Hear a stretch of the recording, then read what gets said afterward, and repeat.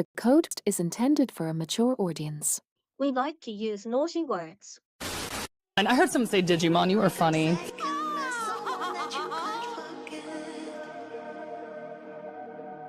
Another retrospective. I smell tamers on the way.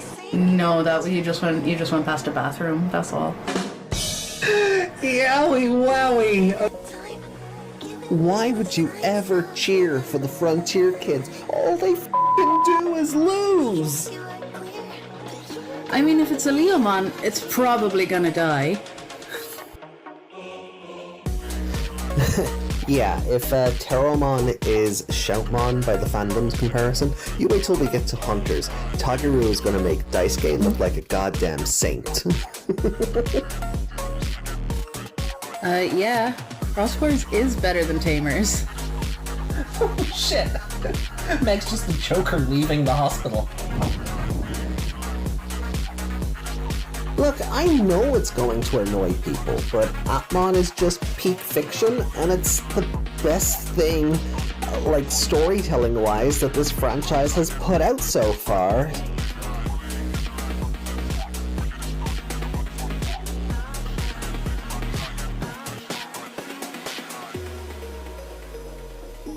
Sorry, not sorry.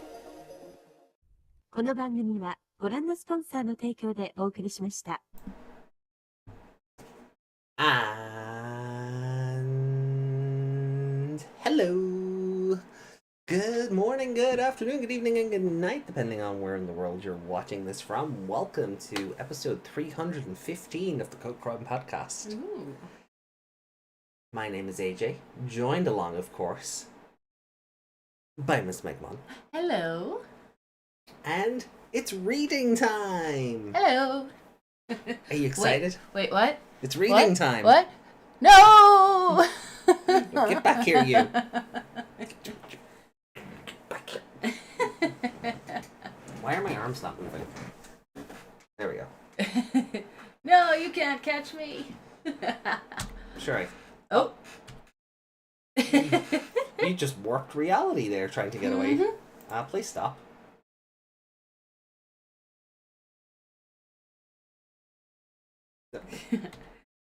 Okay. Yuki says 35 mins. 35, 45, you know, same difference. Hey, Ali. Hello, everybody. But welcome to the reading. We are doing Digimon Liberator today. Yeah. Chapter 2. And I'm excited. My software is not cooperating today. No. It's being weird. Not as fluid as it normally is. Like my gender. We'll make it work. It's it's fine. We're doing Digimon Liberator Chapter 2 today. Shoto's fighting a robot still, and the robot was like kicking his ass, and then Terromon just appeared and went swooped in, and he was like, "Stop losing." Yeah. Oh, okay. He kind of just went, "I'm your deck now," didn't he? Yeah.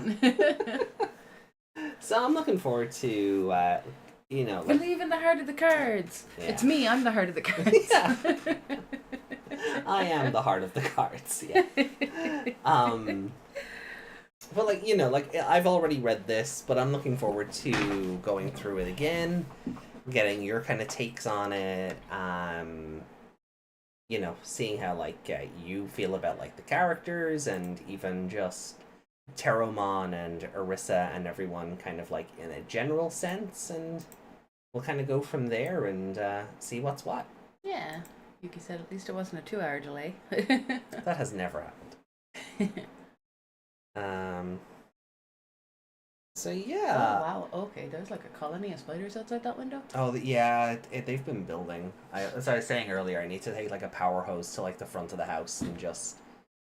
I did this because this. It's like a Halloween decoration. Yeah, I don't know. It's that I've noticed them around more just in general, and I think just because. They're all the same size, so they all hatched out of the same thing. Yeah, I think so. Yeah, I think something hatched nearby, and just because it's been so hot, Like, it's the end of July, it's August, but, like, it's also nearly 10 o'clock at night and, like, 20 degrees out. Yeah. And that should not be the weather at, like, 10 o'clock at night in Ireland. It shouldn't be. He was referring to the latest Liberator chapter. Oh, that, yeah. But I think Two that was done hours for. away. I think they, Oh, because midnight, was it? exactly, yeah. So I was saying, as I just say, I think they were trying to be thematic with that Cinderella midnight, that whole thing. But Yeah, we're hiring a window cleaner this week. yeah, or just give me a hose. I don't think the hose at the back will reach that far. Right, time to play Power Wash Simulator in real life. I was just thinking, let's hire a power washer, but those things are like. Have you ever used a power washer? Mm-hmm. Oh, okay. Oh, I have. They're so fun. The artists were having a hard time drawing that chapter. Jesus. I mean, I guess you'll see when we get there properly, but there was a lot of nice art in that chapter. You know, 4 pretty girls taking up the bulk of the chapter. Like, the artists were going to have fun. Yeah. As would we all. So how's everyone doing? It's warm. It is. It's like 20 degrees Celsius, which it shouldn't be at 10 o'clock at night in this country. You know, when the sun goes down, it's meant to cool, not stay humid. To be fair, the sun is only going down now. Which is also kind of weird. I feel like it's summer. It's Digimon Survive's 2nd anniversary. It is. 2 years of hating Shuji. Yeah. Like,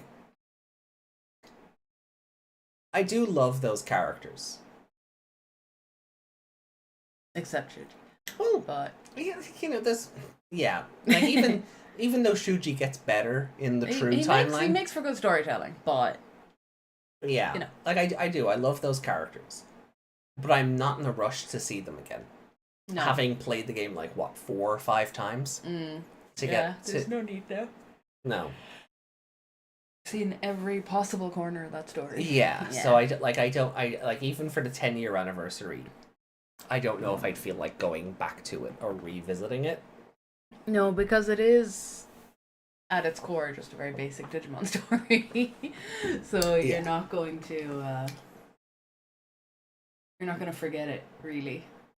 And if you do forget one bit, it will very much click straight away. No! God, no.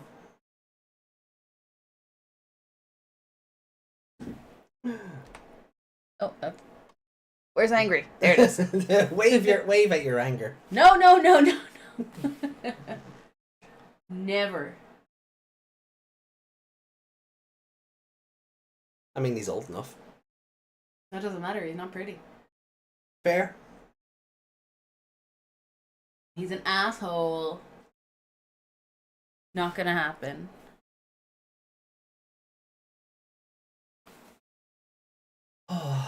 So, this is my face every time I think about him. Yeah. It was also your face yesterday. Yes. We went to see Deadpool and Wolverine yesterday. Fantastic movie, and you should go see it. But no spoilers. No, I won't spoil it. But no, I'm just saying in general, everybody, no spoilers. So I pre-ordered the tickets online. I booked our tickets on Thursday, so we could go yesterday. And they were offering like a combo deal, where you could get like a special like collector's popcorn tin and this like plastic cup of like Deadpool's head. And it was expensive. Yeah. I was like, okay, fine. I ordered 2 of them. Yeah, it was like $35 for the cup and the tin with the popcorn and a medium popcorn at that, not even a large. So they were expensive. I was like, okay, look, this will be kind of like our treat for the month. So I didn't mind. And so between the cinema tickets and the meals, it came to like $86.90. So yeah, expensive, right? For a cinema trip. Mm.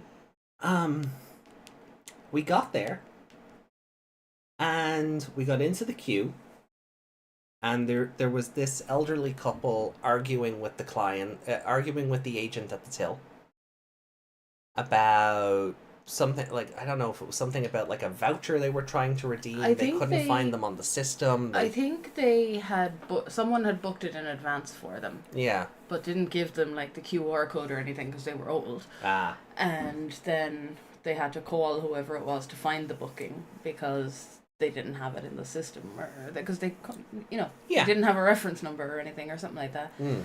So Now, that's not the point of that's not the reason for the anger. mm. And then, so the guy who was dealing with them, he said, look, if you go to that counter, they'll look after you. So, okay, so we went over to the other counter, and there was another argument going on, where a guy was trying to bring his, like, 13 or 14-year-old The child. child was like 8 or 9. Really? I thought he was Yeah, more he like was- 12, 13. No, he was like 8 or 9. He was definitely not. That's a tall child. An 8 or 9 year old. Anyway, he was trying to bring his underage kid into the movie, into Deadpool, and was getting upset that the staff were like, no, and it's against the law, and he's like, but I'm his dad, I'm saying he has permission to watch it, and he's like, yeah, well, we can't, we're liable if something happens, and blah, blah, blah, blah, blah. So already, the day is off to a wonderful start. Mm. Then it's our turn to have an Yeah. argument. So I have the QR code, it's ready to go, and I hand it to him, and he scans the code, and he starts putting the meal together, the 2 popcorns, into the special tins, and then he starts putting the drinks into regular cups. And I'm like, wait a minute. Those aren't where's the cups we pre-ordered? Mm-hmm. Oh, those are sold out. But we reserved them. But we paid for them. We pre-booked them. Give me my cups. Oh, we don't have them. Are you sure? I'm just going to refund you everything. Yeah. So he called down his it was, I think, the assistant manager. Yeah, the manager was down because of the dad with the kid. Yeah. Because he wanted to speak to a manager about breaking the law. Yeah. But the manager was a kid herself. Yeah. But 20 odd. yeah. But so anyway, right? So the assistant manager comes down and she's like, "Oh, do we not have any of them left?" And she looks around a little bit. Didn't go into like the back room or anything to check. No. And then she's like, "No, sorry, look, we're out of the cups. I don't know how this was allowed to happen. I'll raise it to my manager." And he's like, "What can we do?" And I'm like, "Oh, well, you have a pack of the key rings there. They were like these Deadpool and Wolverine key rings that are in the shape of one of those best friend pendants. Where it's a heart and it breaks apart, but they they click together. They click Yeah. together to make the full heart. You know the ones." And she's like, "Yeah, okay, go on. Look, it's the last one. Yeah, go on. You can have that." So the guy who was serving us does the order back up and charges me like 50 odd quid. Yeah. 48 something. Yeah. And I'm like, what the fuck is this? It's like, It was- I didn't pay attention to it at the time because I thought, See, at this point, the movie was started. yeah. Well, it starts at 1:30, and it was 1:30 now. Yeah, So we were so I like, wasn't really- come on, dude. I wasn't really paying attention because I was like, okay, half of the price of the original value. Right, my brain was like, okay, fine. Tapped my card, and then he butters the popcorn up for us and grand. And he's like, just staring at us yeah. And I'm while like, we're waiting for our drinks. yeah. I'm like, our drinks? And he goes, oh, you wanted drinks as well? So I look at the receipt, right? I look at the receipt, and the receipt is for the 2 tins of popcorn, mediums, by the way, and the fucking keychains that the manager had just given me. Yeah. He charged us for the freak earrings. Right, and again, at this point, the movie had just started. I was like, oh, do you know what? Fuck, just give me my drinks. So I had to tap again, and it was another, like, $11.50 for, like, 2 large Cokes. Mm. So overall, this movie has cost me 150 quid. about 150 quid, and I'm apparently getting €69 of it back. Nice. I think. Yeah, whatever he refunded us for the combo deal. Yeah. But he didn't then combo the popcorn and the drinks again. No. He made you pay for them separately made because he's a moron. So, Another kid. completely incompetent. Not an apology out of him at all. No. And And we're not Karens. no, I worked in customer service, you currently work in a customer service role.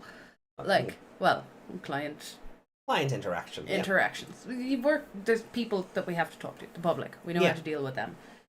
It's So not their we have empathy for the people that have to deal with this, but At the same time, my mentality with these things is normally, look, it's not your fault.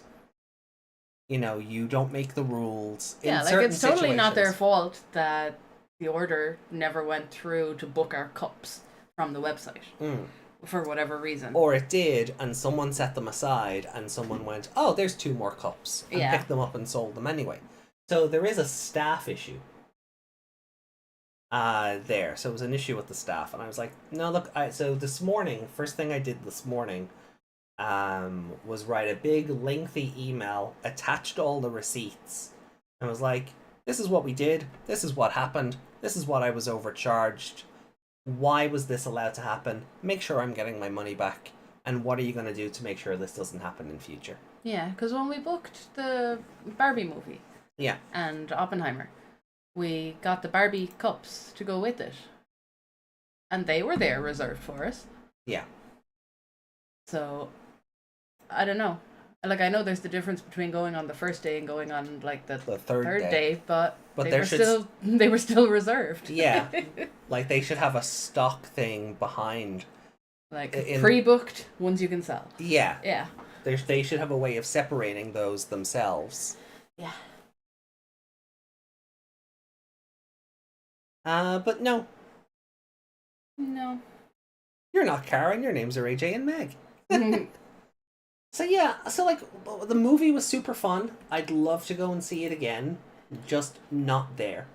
Yeah, the audience as well I was quite happy with, because a lot of audiences lately are full of scumbags on their phone, people making phone calls, teenagers just wrecking the place. I'm on Reddit nearly every day, and nearly every day there's a post about, lads, what's going on with the cinemas? Why are people going just to sit on their Snapchat and not look at the movie? And so I was kind of like, oh, and it's summertime and there's going to be teenagers, but everyone was fine. There were only 2 girls at the entire movie. Yeah. Yeah. I figured those were us. Yeah. I thought more girls would have come out to see Hugh Jackman, but Yeah, or Ryan Reynolds in general. He's God's favorite idiot. But he is that rom-com guy as well as that comedy guy. Yeah. The horror guy that I remembered today. He's done a bit of everything. Yeah. Also, Ryan Reynolds is better than Ryan Gosling. Just saying it now. That's valid.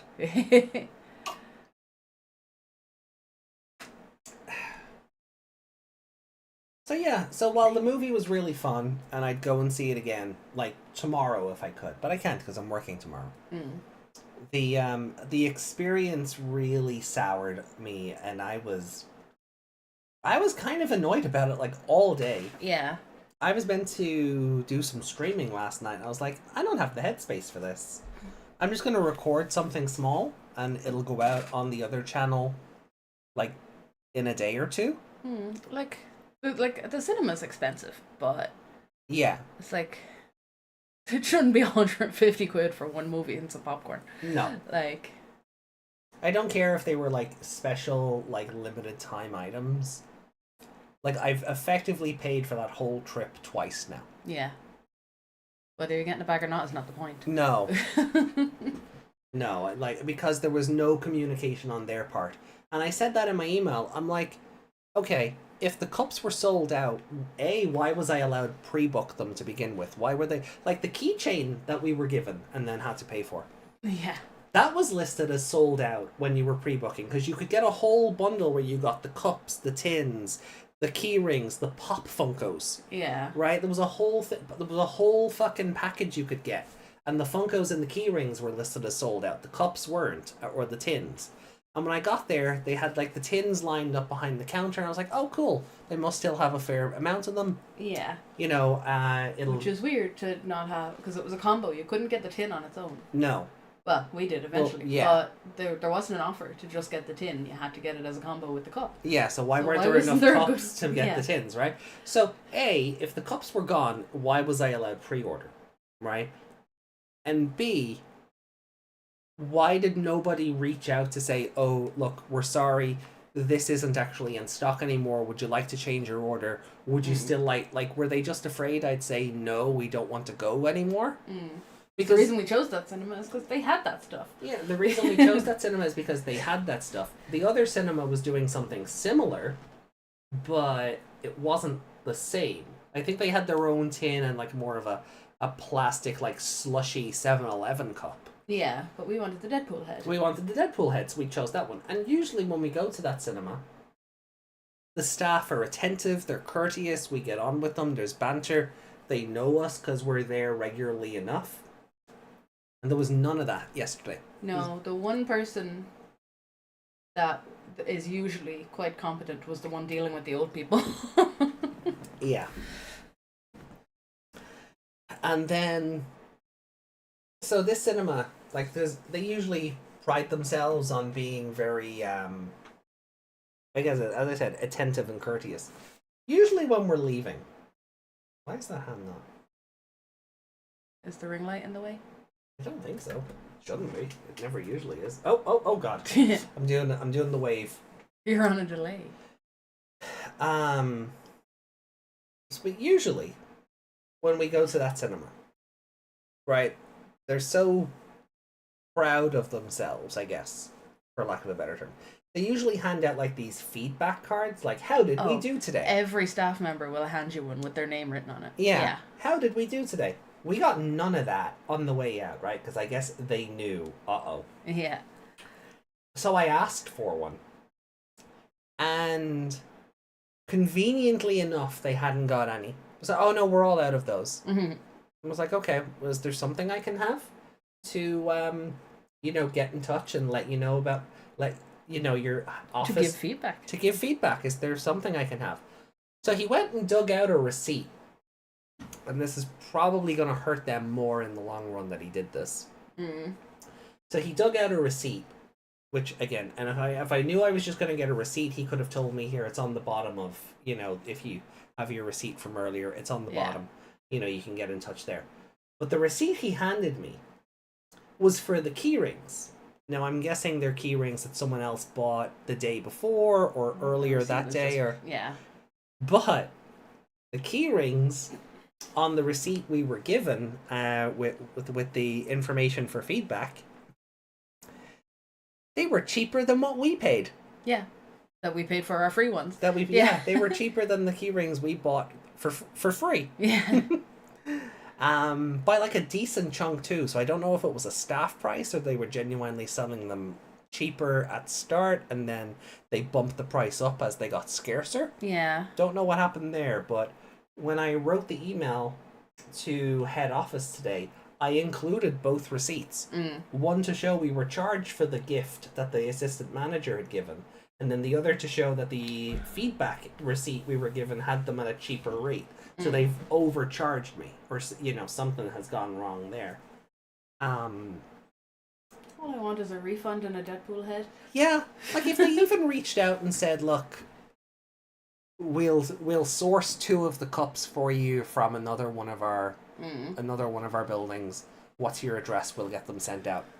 It wouldn't clear the slate for me, but it would be a good gesture of goodwill, because I have asked them to advise what they're going to do to make sure this doesn't happen again, or how are they going to, how can they affirm that any pre-bookings that I might make with them in future are going to be safe. Like, I've no faith right now that this won't happen again for the next big release, you know, whatever it is. Like, there's no...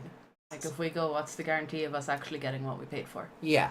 So I want them to answer that and to, you know, I want them to make good on it, because they shouldn't have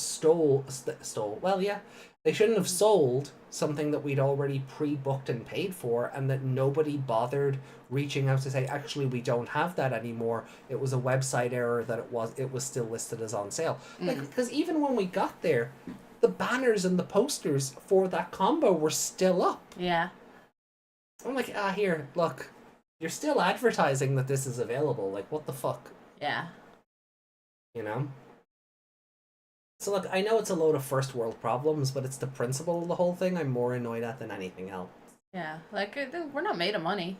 This is our one trip out a month, because we only do, like... Yeah, we've one big date day or night a month just to go out and enjoy ourselves, because, you know, we have to have some sort of, like, social outage or interaction, I suppose. Social outage is not the word you think it is. Outing? Ooting. An outing, yeah. We have to have at least some sort of outing, right, to keep ourselves sane in this crazy wild. And it's just been completely soured for us. So. Yeah. So that yeah. That was annoying. The movie was fantastic, but that was really annoying. Definitely go see the movie if you can. It's well worth it. It's very funny. Yuki, we can't stay in the ceiling forever. we need fresh air. Yeah. especially when this studio is such a fucking hot pocket. Yeah. And not the good kind of hot pocket. Yeah. So yeah, that was our weekend. That, and I watched Sing like several times. Yeah, because so much so that I was dreaming about it. Yeah, because we ended up minding Meg's nephew last night as well, and he enjoys the movie Sing, so that went on to stayed on repeat because I wasn't paying for the second one as well. And look, anything's better than Cocomelon or whatever the kids watch these days. Paw Patrol and other what else? Oh, I don't even know. I don't even know what the kids watch anymore. He watches another one that is just Cocomelon with slightly less bright rapping. It's another baby rapping? Show. Like not that kind of rapping. No? You know how Cocomelon is so immensely bright that children are having a hard time with the real world because the real world isn't that bright? Yeah. Yeah, so That's it's like that, but that is the thing. Children are addicted to Cocomelon because there are studies on that. It's funny. But yeah, there's another one he watches. I can't remember. It's called something like Baby Bomb or something stupid like that. And it's just the same show. It's a baby and the baby's family, and they sing all the nursery rhymes. Ugh. And funnily enough, when he woke up this morning, I just put him up on the bed for a few minutes and gave him my phone just so I could wake up. And I clicked into the YouTube channel that I use just for the kids, so the algorithm was just all kids stuff. And there was a Pokemon nursery rhymes video, so I clicked into it. And it was just the same. It was done the same. Like the Cocomelon has an intro where there's like a watermelon screen thing. Right. And it goes do do do do do Cocomelon. And the Pokemon channel had do do do do do Pokemon or something similar. They've seen what works. And Bingo is now EEVEE. That's which is cute, but you can't do that to your kid because then they'll go to school going, Bingo was his name, EEVEE. Bingo the Eevee. Bingo That's my next Pokemon Let's Go Eevee playthrough. I guess that's what I gotta call him. Bingo. Like Miyako's catchphrase. Bingo! Yeah, I just thought that was funny. It's like I was trying to avoid Cocomelon, and then because it was Pokemon, I basically watched Cocomelon again. yeah, that was our weekend. So, Pokemon. That would be a whole different show.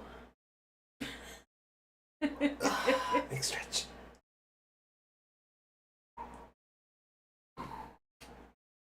Oh, there we go. Don't hit your head on the desk.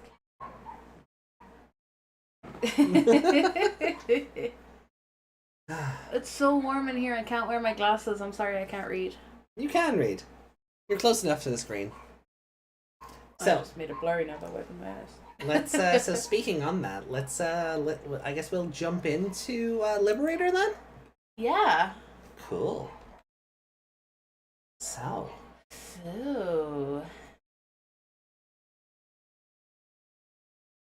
Yeah, we already said what happened last time. Yeah. So guys, I hope you had a better weekend so far than we have. Yeah.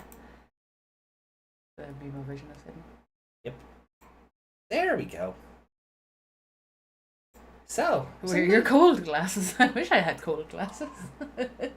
So we got some nice artwork here of Orisa holding Shumon. Yeah. Shumon is big. Yeah. Like that's imagine a plushie of that. It wouldn't be nice to cuddle though, because it would have the sole of a shoe on it. Yeah. Also, do you think on the plushie like the shoe would open because those are like teeth? It would have to. I'd also like to know how. There's no hinge. Yeah. I mean, you don't have a hinge. Your mouth opens. That's a lie. We do have hinges. Yeah. Yeah. Our jaw doesn't just come apart like clapping hands. No, I meant like it's just all attached, but like it would be attached at the back there. But Yeah, I there don't should know, cartilage or some shit. But then I realized, yeah, our jaw is actually on a hinge. Anyway, so some nice art to kick off chapter 2. AJ is unhinged.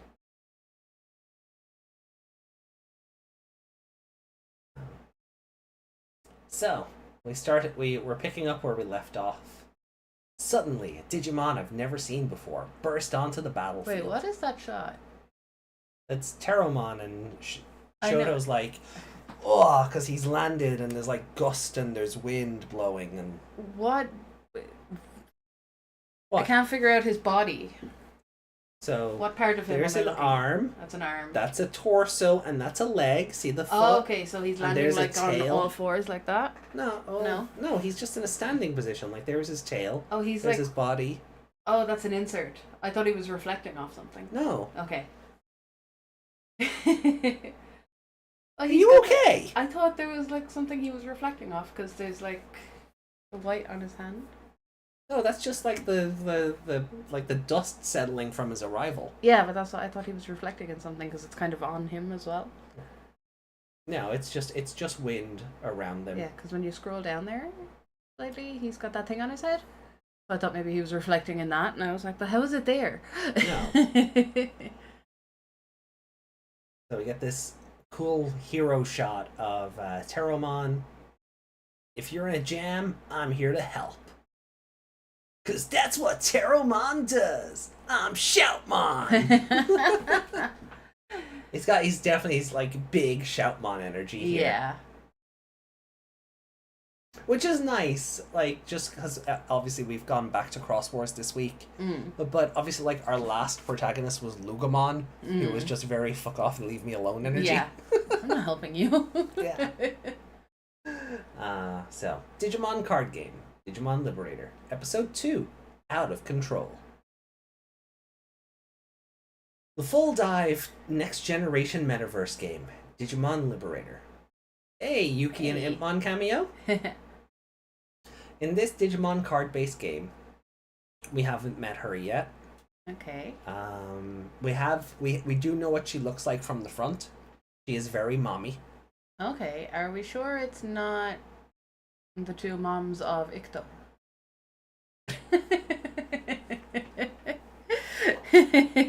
No, her hair was shorter. That doesn't mean she can't grow it longer. That's funny though.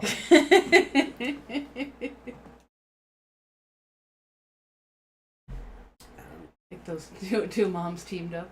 And card battle. So we have Saikyo, or Winner, as he's called in our version. And his little fan beam on. We just call him Psycho, it sounds better. Players from all walks of life enjoy adventures in the virtual world of Lacuna. Except this guy. He's hailing it here. Yeah. I, Shoto Kazuma, am one of them. Lies. Hey, Rico. Hey, Reiko! Oh, you don't want to know how our day has been going. Did I get possessed? Do I still have my angry face on? I don't. No? Don't think so. I was possessed earlier by anger. What, this? No, not anymore.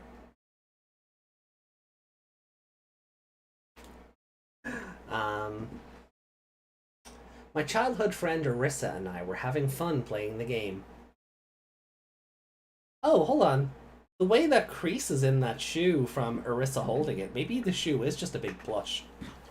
Isn't Oh that- yeah, it's not like a not like- solid sole. Yeah, like I thought that would be metal. I thought metal as well, and then for a plushie it would just be like rubber, like a shoe. Yeah. But no, it seems like it's very... Yeah, she's squishing it. Or Yeah. she's holding it really hard. Arissa strong. I seem just... Oh no, because I'm skipped back there. Yeah, there we are. It is a puppet type. Oh yeah, this motherfucker. Yeah. When suddenly an NPC that is not supposed to be in this area appeared and challenged us to a battle. We were trapped from the first turn in a situation battle, played under special conditions. But just then, thud! Superhero landing! You're making a fool of yourself! Teromon, where did you come from? These lands are my home. This guy is out of control, so I thought I'd drop by and see what was going on. Robot's just like, Huh? and? High-level NPCs who want to engage in situation battles are not welcome in this otherwise peaceful area. Home? Drop by and see what's going on?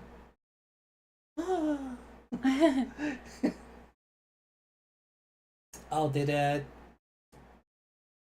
Shumon give its eye to another person too? Oh no! Oh no!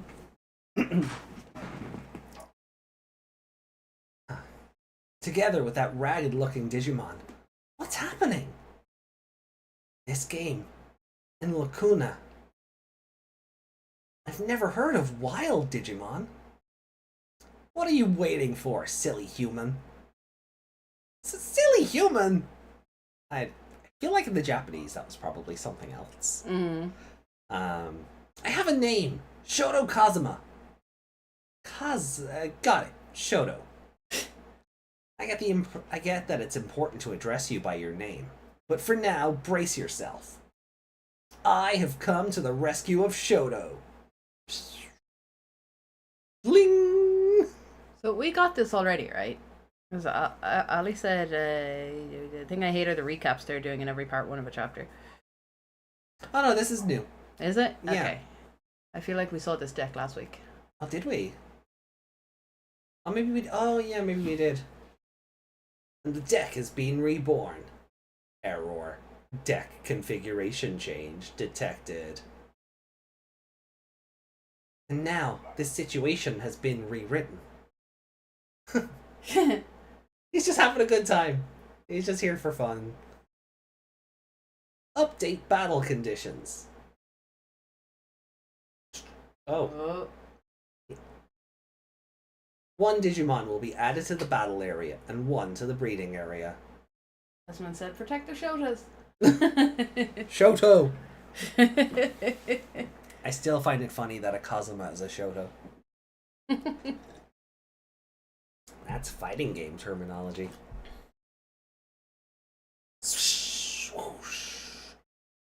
Tai Chi! Ah, no, this is a Snow Agumon. Mm. Blukomon. Hold up a sec. Why was the situation updated? There were 2 or more Digimon on the battlefield. He's so fat. Oh, he's so... Oh, he winters well.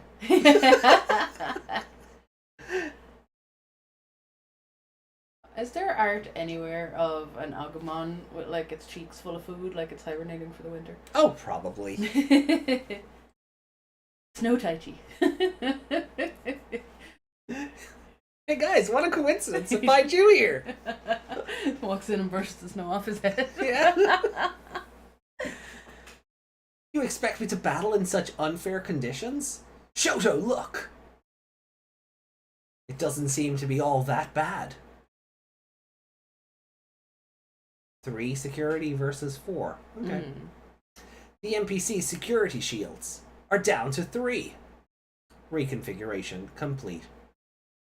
It's too early to give up. I don't know. It It's makes them pretty look so scary. menacing. Yeah, the art's great. Like even little Agumon here is just like that. Just that shadow just over the right eye. Yeah.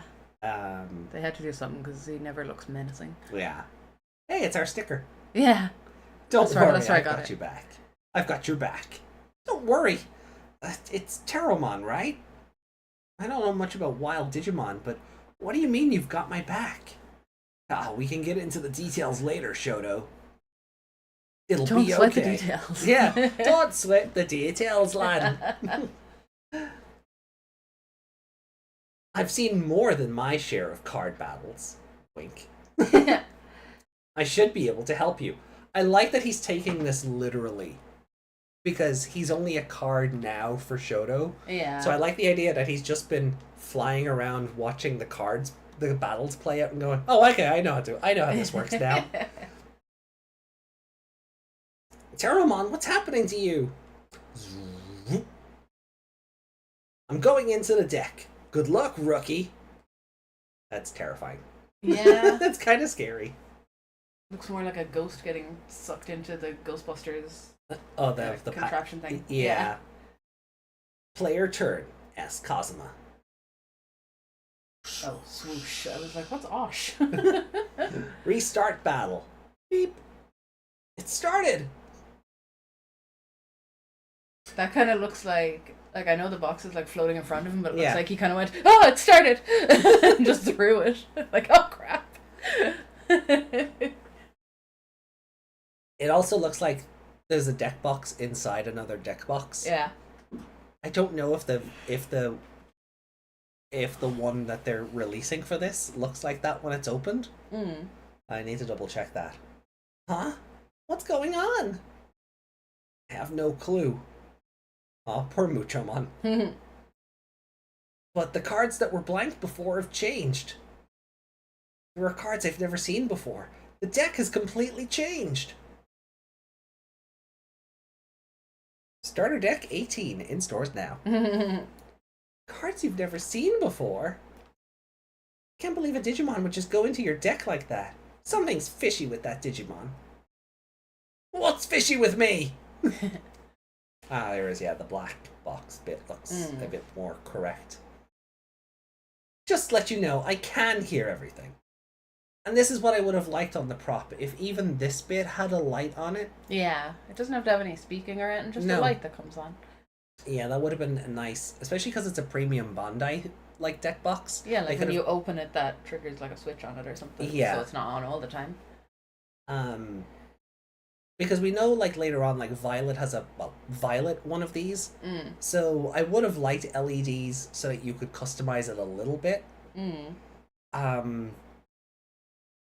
I guess it gives them room to sell more later in different colors.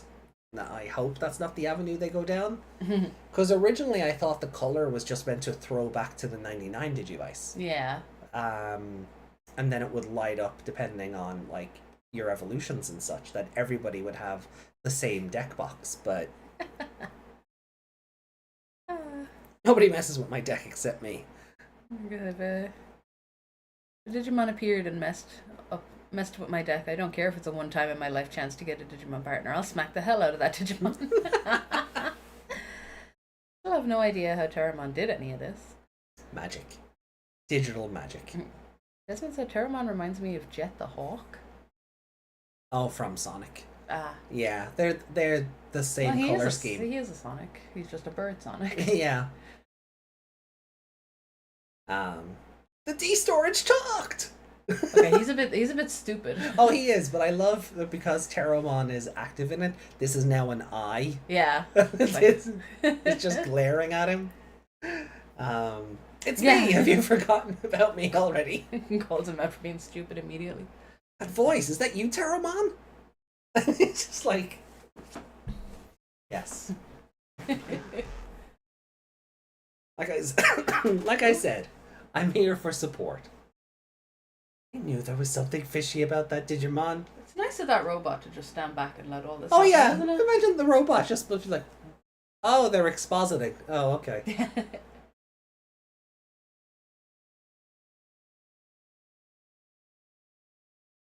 Enough with the fish talk. There are more important things at hand. Do you understand what's going on? No. If you don't understand the battlefield, you'll be in for a rough time. I don't know how I feel about there being like a split screen between him and the deck box. Yeah, it's a bit weird when he was just on top of it a second ago. Yeah. Yuki said he can't attack on player turn, but he's not like, I know he's not going to be like, hurry up to fuck, but Yeah. should be Like if this were like, I feel like if this were happening in real time with a real person, the other player would have already called you out already for time wasting. Yeah, and I feel like because this is like some kind of like this robot is meant to be on like a different level of this, where it's like where you're like a higher level. Yeah. So it should be like at least like some kind of alarm or something going off, being like, hurry up, time is running out. Yeah. I lost one security shield earlier, so I have 4 left. I have 6 cards in hand. Breeding phase! Never seen this level 2 Digimon. Does that say Fluffymon? Aww. It is adorable. His head is just a beak. Yeah. And the memory gauge is at 3. My opponent has... That's a cool shot. Snow Wikimon. 1 unsuspended level 3 Digimon, which is... Yeah, this is cool. Like, getting, like, the panning camera shot of the field, so... His cards are upside down because you're looking at it from, like... You're almost looking at it from the NPC's perspective as the camera's panning. That's what I do like about this, and it's why this comic wouldn't work in a left-to-right format. Yeah. Or right-to-left, or whatever. Yeah, like they'd have to turn this page right way up. You'd have to redo the comic almost for a Some lot of of it, it. yeah.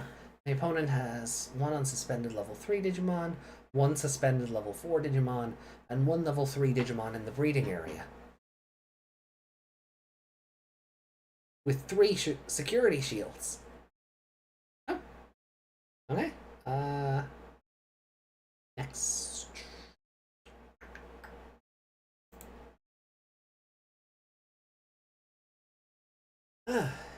Person said, "Hey guys, I'm watching the dub right now." What dub? I can't see. Stupid YouTube. Well, while we're waiting for that to load, let's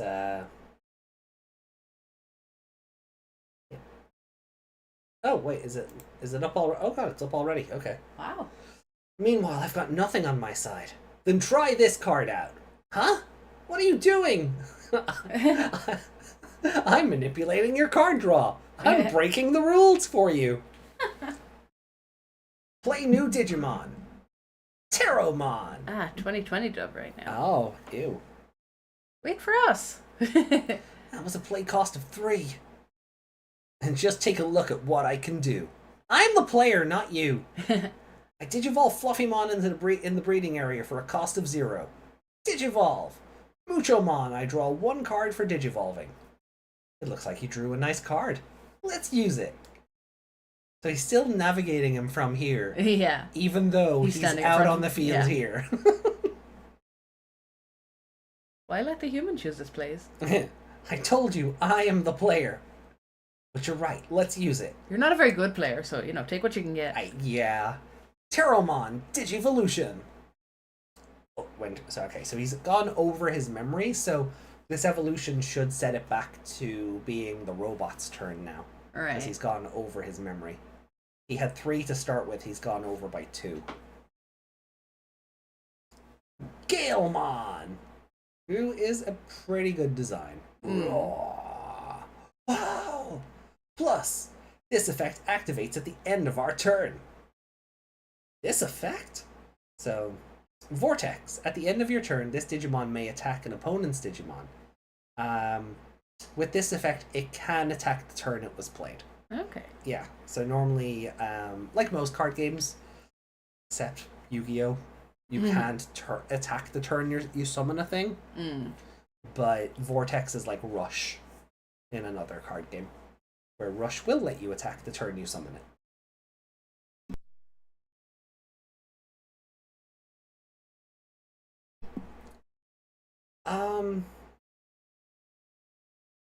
Alright, so it also has this security. Like, you may play this... So, security ability. You may play this... you may play one card with the... Liberator? I think that's the Liberator. Because the text is over it. Way to put, like, the text over the text. Anyway... Well, they only care about the second one. Yeah, they only care about the second one, so... Vortex! Using the Vortex effect, let's attack the opponent, suspend the Digimon. So there goes Hexblaumon. And delete... Oh, Paledramon even, yeah. Delete Paledramon. Ah! Wow! You would have thought that this would all come from nothing. I mean, the cards are great, but... Buy our cards. Who is this Teromon? Your new best friend? Bang! Our turn is over. Player turn, NPC. So he's starting with 2. What's it going to do? So, unsuspend, draw, breeding. It just skips everything. It's not bringing a Digimon from the breeding area? Yeah, because it's only got 2 memory. Yeah. Whoosh. Ali said, yeah, it is the Liberator trait. It is the Liberator trait? Yeah.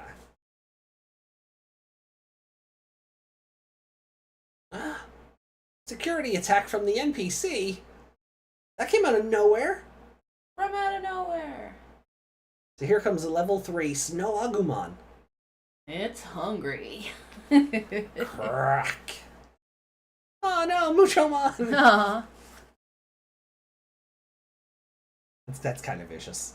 Yeah. Like, that's such good art, though. Security Muchomon defeated. Shoto, 3 security shields remain. Shoto!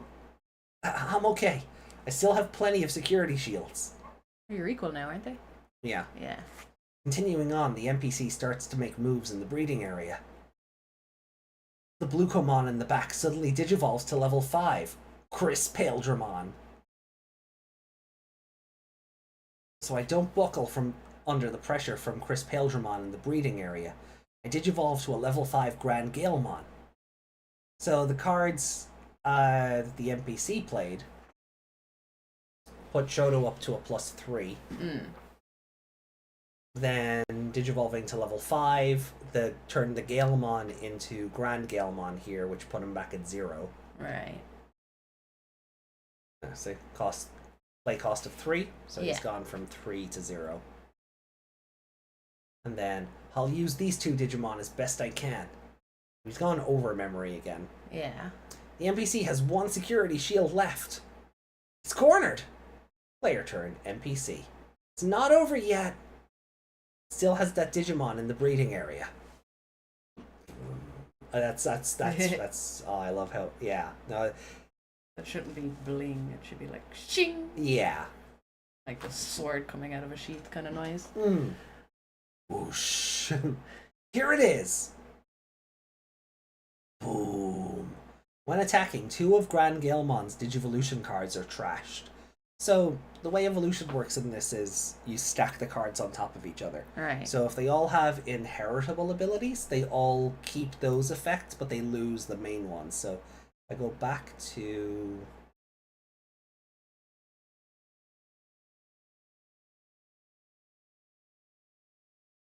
Right, so, Wow, yeah. that was really far back. Yeah. So we go back to here, right? So these are its main effects, right? But these are inherited abilities. Right. So if when So this turn, your Digimon gains however many data points, right? So it boosts its attack power or whatever, right? Right. So when Galemon is evolved up, the Grand Galemon would lie on top of this card, but you keep this visible. So the Grand Galemon also gets this effect on top of whatever's in here. Okay. And then when it evolves again, same thing. So Grand Galemon, so it keeps this effect plus whatever's here for Grand Galemon, and then whatever's there, and that just, the evolution chain goes up. So when Grand Galemon attacks, it loses 2 of its Digivolution cards. So the Galemon are, the Galemon and Terromon underneath it are trashed. Okay. So that's what I meant. Yeah. So when Terromon would have an effect here. Galemon lays on top of Terromon, so the inherited ability carries over and so on. But the cards get trashed. So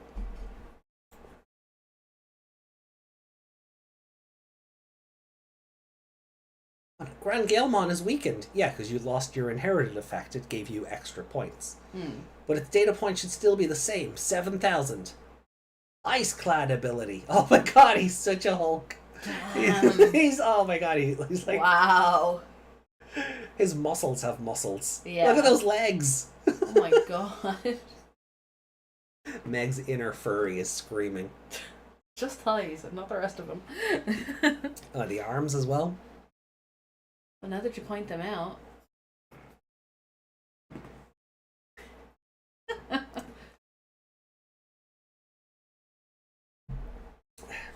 Is it a furry if they're birds? Sure. Feathery. No. No, I don't know. Fluffy, I suppose. Ooh. Considering there's a Fluffymon. Ooh. Freeze. Ice Clad? I've never even heard of that. Yuki said I want to be sandwiched by those. Ice Clad. When this Digimon is in battle, compare the number of Digivolution cards instead of data points. The highest wins. Okay. The number of... So that's the Chris Paildramon's ability. So he'll also have the 7,000? So they both have 7,000 points, but because of Ice Clad, it compares how many cards are underlaid the two. So because Grand Galemon lost 2 cards for attacking, Yeah. Chris Paildramon still has 2 underneath, so he has more, he wins. Okay. And this is why... Crack.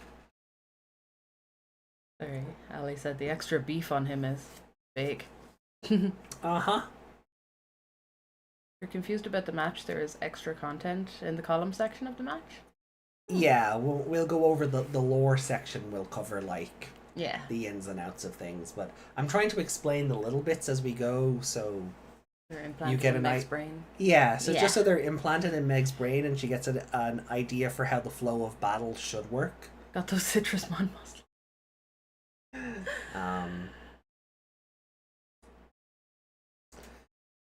So Chris Paildramon evolves. Oh, here's the big boy. Here's Hex Blaumon. Ah. So he was a cost of 4 to evolve. Alright. He had 2 because 2. Shoto went over.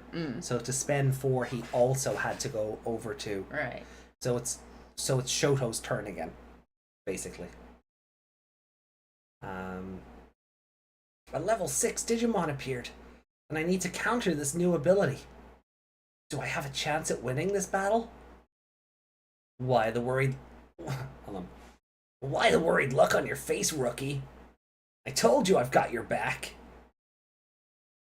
Card gamers need to keep cool even when in a jam. We still have 3 security cards, too. Take your time with your Digimon in the breeding area, and you'll get your chance. Now it's my turn to get in the game, too. Digivolve! Oh yeah, these are kind of 4, aren't they? Yeah. Yeah. I was like, wait, we're reading another one? But this is 2. Or 2 on the other website. aren't Yeah. they? Yeah. So this, yeah, here we this is 2 part 2. So we've gone through 2 part 1. So let's swap back over for a second. there anything? We haven't. No, we've been keeping up with chat. We haven't really missed anything. Roll up there just in case. Rest in pieces, Muchomon. Poor thing. It's just been the butt monkey of these opening chapters. I'm Shoto's friend and he loves me. Oh no. Featheries avian. Featheries. I don't. Featheries. That doesn't sound right. I don't know enough about furry culture to care. Feathery. Feathery, yeah, an avian. An avian. Yeah, sure. For reptiles, it's scaly. Yeah. So a feathery would make sense. Yeah. I hate it. I hate it. That's why I said a fluffy, regardless of fluffy monks. Feathers can be fluffy. Rico says, this comic is some of the best Digimon art we've gotten in years. Yeah, no, it really is. I'm really enjoying the art for it. And sort of going through it like this, it's nice to be able to take it in. But like I know you're not really au fait, shall we say, with the card game aspect of this, but is there anything that's kind of like standing out to you so far, or? I feel a bit like Ralph Wiggum going, I'm learning. Learning, huh? Okay. That's what he says, right? It is, yeah. It's just when there's maths involved, my brain just goes, oh no. Cost of this and these points and yeah, they've only brought up like the data points once, which is interesting. Like I'm assuming the data points are just the life points, right? Like the monsters' attack points. Yeah. Yeah. Your life points in this would be your security shields. Right. So the number in Yu-Gi-Oh. The 4,000 is your security shield. Right. That's the 5 that they keep breaking. Yeah. So you've 5 shields, and the goal is to hit the opponent 6 times. Right. Digimon generally don't battle. They're there to stop, like, through effects and whittle down your opponent's shields first. Right, so whenever you take out a Digimon, that takes out a shield. No. How did he end up with 1 shield out of the 3? Because you attack directly. Everything is about attacking directly. Because when you... But they took out one of his Digimon. Alright, I was getting there. Okay. You're jumping ahead. And I appreciate it. I appreciate the wanting to learning. So...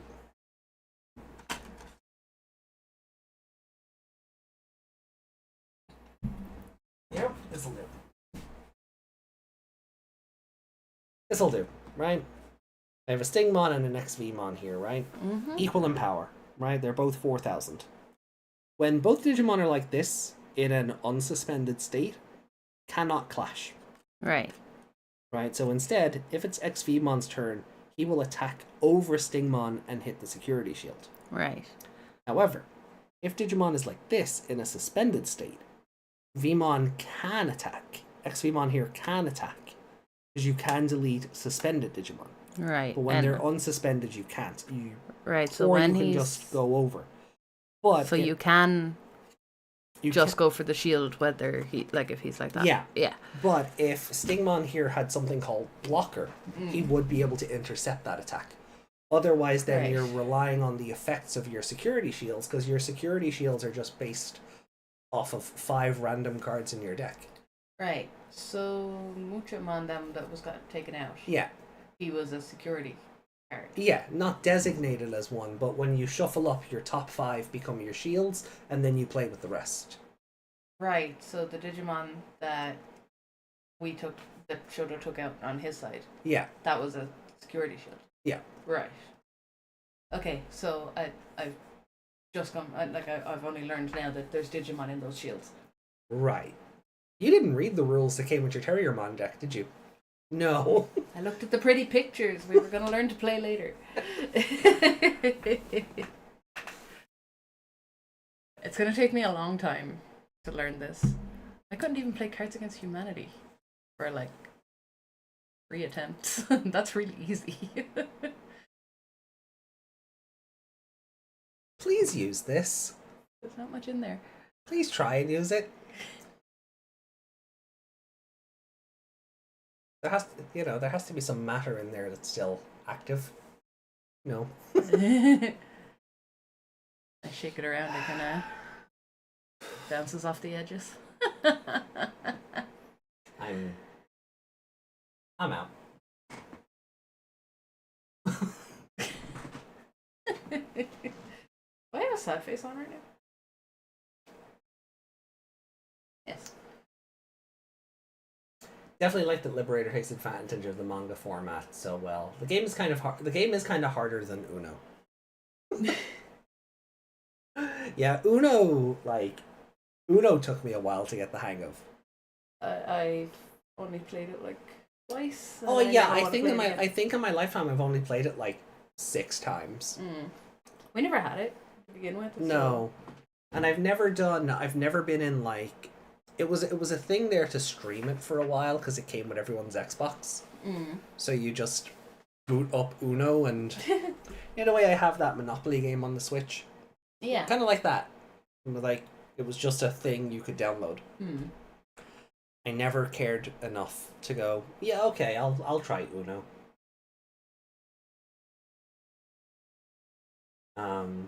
Matter still matters. Yuki says there's some nice stuff in the manhwa format, but I prefer manga so they won't be stuck horizontal for the whole time.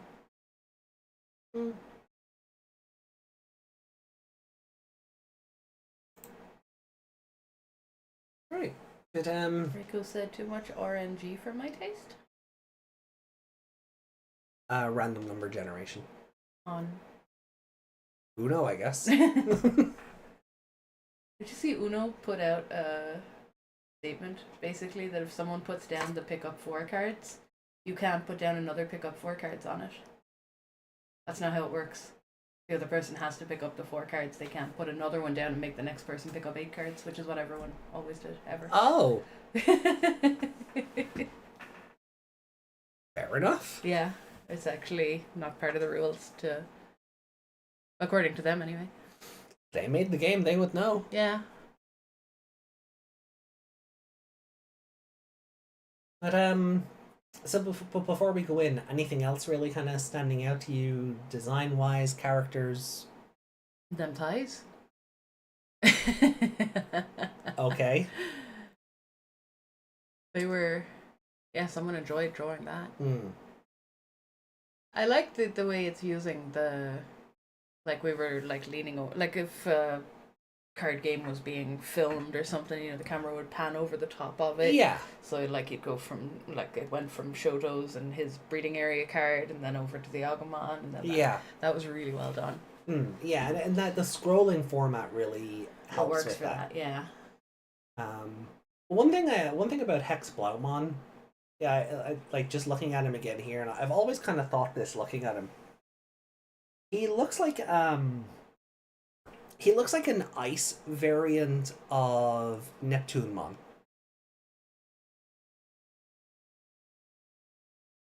I can't remember what Neptunemon looks like. He got stabbed by his own stick in Crossing. Yeah, I know that. I remember that, but I can't remember what he looked like. Oh. Just that without the ice. Honestly. Does he have wings? Yes. Those white fluffy things behind him, are they wings? Yes. Okay.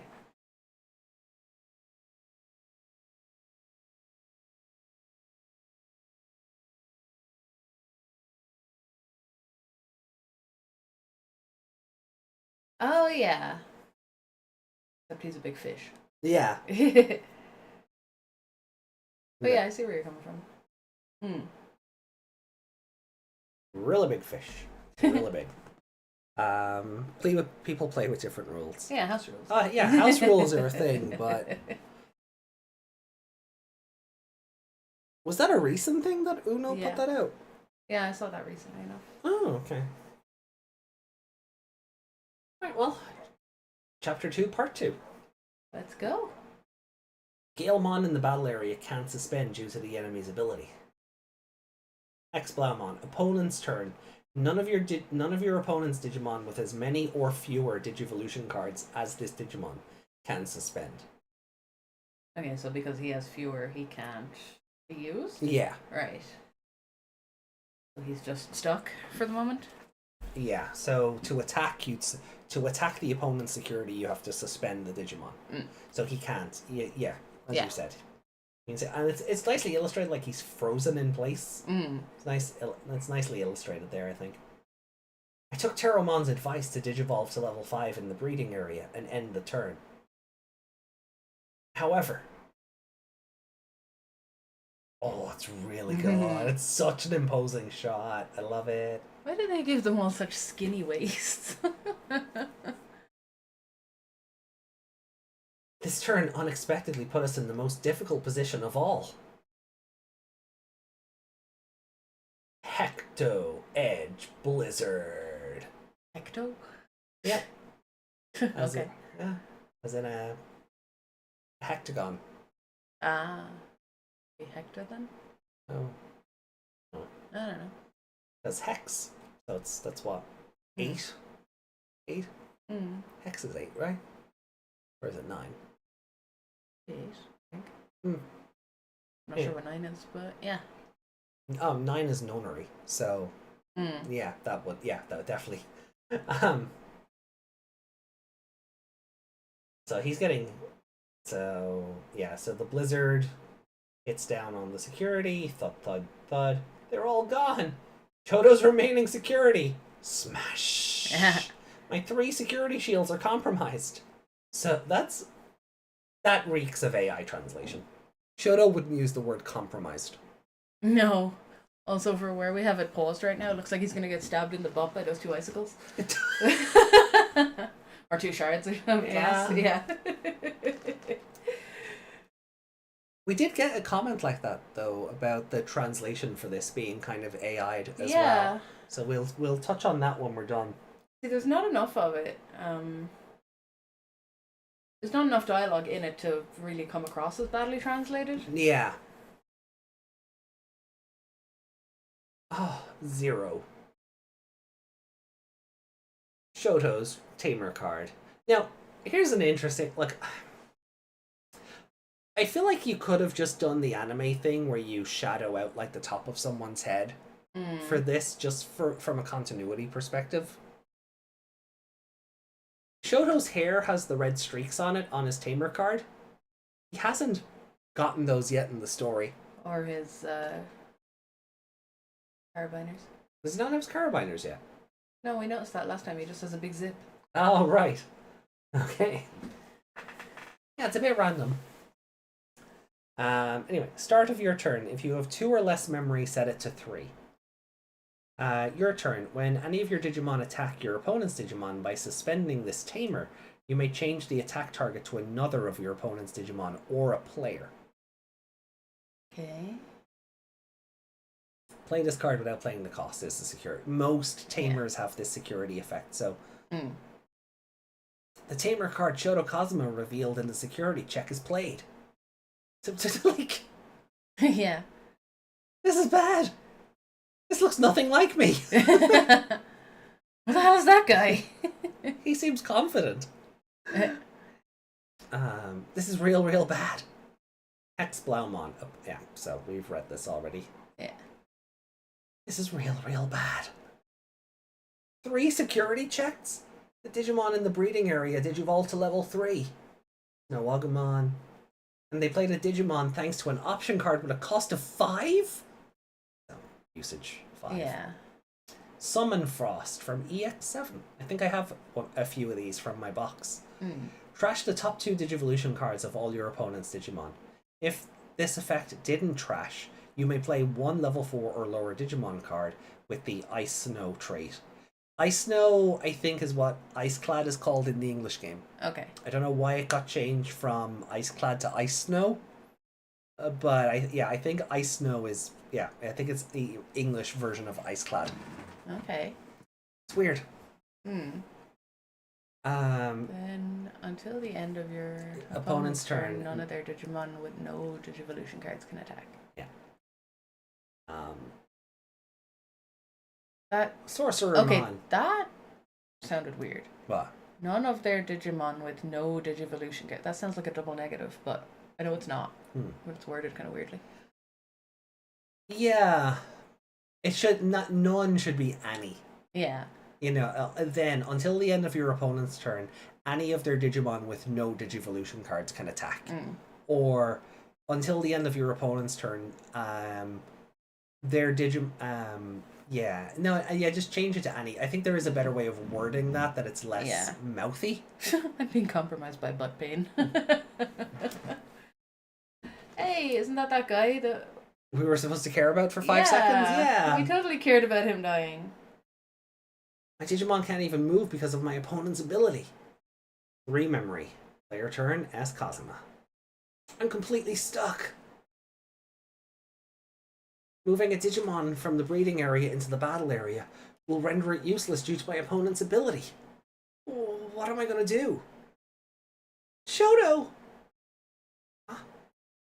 It looks like I'm finished. Hey, what a sad look on your face. Huh? Are you giving up again? Getting called out. You have to enjoy the difficult situations and use them to your advantage. Yuki says Ice Snow is a type. Is it? Is the Ice Suit is the change, is it? Okay. I knew something got changed. Which is weird because they call it Ice Clad in the translation rather than Ice Suit. Oh, Ice Suit is the Japanese term, and then it got changed to Ice Clad in English. Ah, okay. Oh, okay, that makes more sense. Ice Snow is the type. Alright. Okay, cool. Appreciate the corrections. Oh. Ariga, thanks. Rookie! Why are you... Oh, wait. Why are you... What? You drew a great card. His happy little face. You can still tell Teromon's in there. That's yeah. Great. Use that card. Breeding phase. I love how menacing Hexblaumon is here. Just a shadow and 2 shining red eyes. It's great. Yeah. And showed him what we're made of. Sorry, Sonic reference. Zephygamon. Also has Vortex. Yeah. When Digivolving, suspend 1 Digimon, then unsuspend 1 Digimon. All turns. Once per turn when any Digimon unsuspend for the turn, this Digimon isn't affected by the effects of your opponent's Digimon and gains 3000 DP. Trait. Has the Bird Dragon type. Okay. Yeah, normally that would be down here. See, like it's got all this stuff here. Yeah. But I guess there just wasn't enough room. Yeah. Fun data. In the past, in ancient Europe, it was considered masculine to have a tiny waist, so armors were made to reflect it having big chests and tiny waists. Ah, okay. So it makes sense for Night Digimon to have small waists. Yeah, they all really do. Why does our TV keep turning off? I don't know. I think the HDMI cable's just being funny. For a cost of 3, Grand Gilmon Digivolve. So, Grand Gilmon, Mega Digivolve 2. Bling! Yep.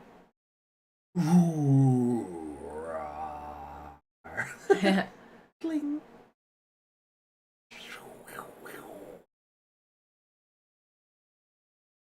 Oh, look at that. Where are his organs? Yeah. And his hips. I'm some childbirth and hips there, look. That's one big piece of protection. Yeah. Zephygamon. At least it doesn't stick out the way like some of them do. Wow! We're just getting started! I couldn't suspend my Digimon because of Hexblaumon's ability.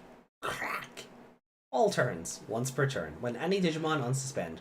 For the turn, this Digimon isn't affected by the effects of your opponent's Digimon and gets plus 3000. But Zephygamon can battle thanks to Wind Guardian.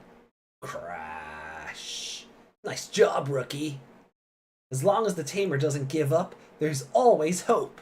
Oh, here's a crackle. His hair is starting to go on fire. Also, Zephygamon gets plus 3000 data points. You reminded me of something.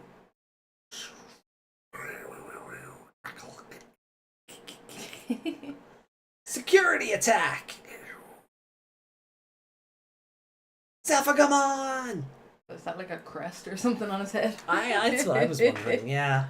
Zephygamon's, when attacking effect. Suspend Sorcerermon. Security check! There was a Hex Blaumon in security? Headbutt. It's funny because in my head they go ding. Yeah. That was where my head went. Just the two pieces of armor. Ding. Don't worry. Now that the effect has increased its power, he's up to what? Oh, 11 health. Oh, right. So he has Terramon, right? And this is what I was saying about the inherited abilities, right? Yeah. So Terramon, inherited effect. This Digimon gets plus 2,000. So you see Galemon here starts with 6. Yeah. Gets 2 from Galemon, so he would have been on 8. Yeah. When he evolves again, the 2 carry forward. Yeah. Plus Terramon's inherited 2. Then Galemon. Inherited effect. Once per turn, when this Digimon attacks your opponent's Digimon, this Digimon may unsuspend. And then Zephygamon gets plus 3,000 based on its own once per turn effect. So it starts at 11, gets 2 from Terramon, 2 from Galemon, and then 3,000 for its own. So it's gone up to 18,000 points. Okay. Zephygamon! It's up to you. So if you flip a Digimon over as a security shield, they can battle.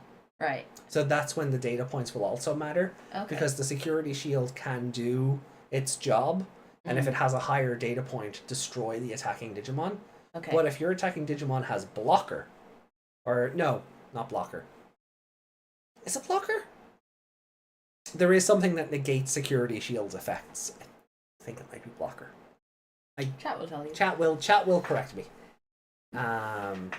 You can tell how often I've played this game since I've started collecting it. What's that word? Oh, zap. Zap. Although I wouldn't say zap for a torrent of wind ripping him apart. There's electricity. Oh yeah, I guess. Divine Tempest. Security break. Security. Hex Blaumon defeated. NPC's remaining security is at 0. I wish And it's still Shoto's turn. I wish they'd fixed the font on the 0, because that says it's at O. Yeah, the other one lasts on the. Yeah, I thought that was a weird O. Yeah. Except they forgot the H instead of 0. Yeah, like they should be a different font, or like just put a strike through it or something. In that font, it should be narrower because it's a different character. Yeah. Like when you look at it there versus the O's in Shoto, they are different, but they're not distinct enough. No. It should be skinnier. Yeah. Or have a strike through it. Yeah. It's still Shoto's turn. But he doesn't have any more Digimon that can battle. Suspended. Wait, not yet. You can still make a move, Shoto. Oh yeah. Look at Mr. Confident here. Option card activate. Anemoi Embrace. Anemoi? Badabooey? Anemoi? Anawai family? What? Sorry. Spend one Digimon. If this effect suspended your Digimon, return one of your opponent's suspended Digimon to the bottom of the deck, and then unsuspend one Digimon. When it says return one of your opponent's suspended Digimon to the bottom of the deck, Yeah. they have to do that themselves, right? You don't just reach over and do it for them. No, they have to pick it up and slap. Yeah. It's Yeah. not like, ha, gimme. No. Anemoi Embrace. Anemoi? Anemoi. So it puts him over memory to 5, but I don't want to lose. An option card that will end your turn and you'll lose. That's what I thought. But I've made my decision. This card will bring Zephygamon back. I can attack when the turn is over. The Vortex ability. Yeah.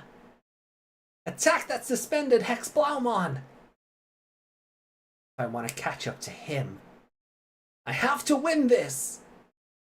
You can't do that, Shoto! Don't you remember? The Hex Blaumon in the battle area has Ice Clad!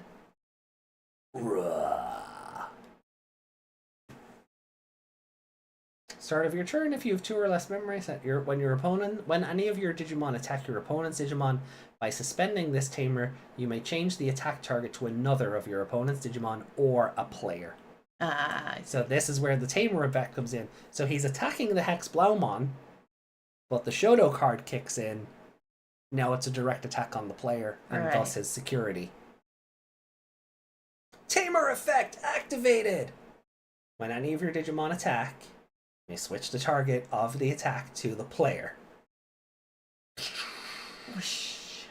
Some really cool art there. Yeah. I love the look of, oh shit!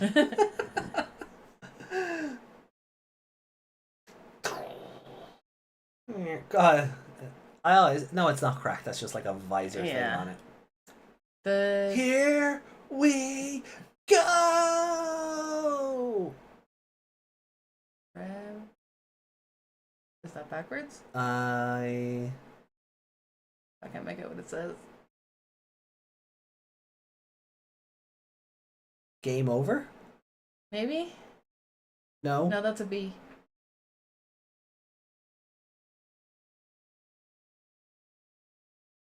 Is it an attack? A-V-E or... Braver? Oh, Braver? Braver. Gale Something. Braver? No. Gale Braver, I guess. Yeah. Gale Braver. Anyone know what that says? I guess that's his attack name, Gale Braver. Something like that. I have to go back and look at something. Ooh, purple. Mm. Did he shatter the NPC? Yeah. Winner. Gale Braver. Cosmic. Yeah. Gale Braver it is.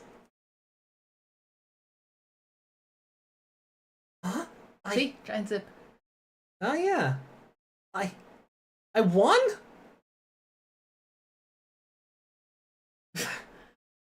Yeah! I really won! Woo! And his little fiery bit disappears. Yeah. She's like, good job, but also, you didn't do that. Click. Oh no, his cards are losing color. To be continued. Alright. So next up then is episode 3. So that is not next week actually. Next week I believe we're doing some actual reading. Oh? The novel. The novel, yeah. We're doing the first part of the novel for the Yuki segment. Yeah. And then we'll do chapter 3 and 4.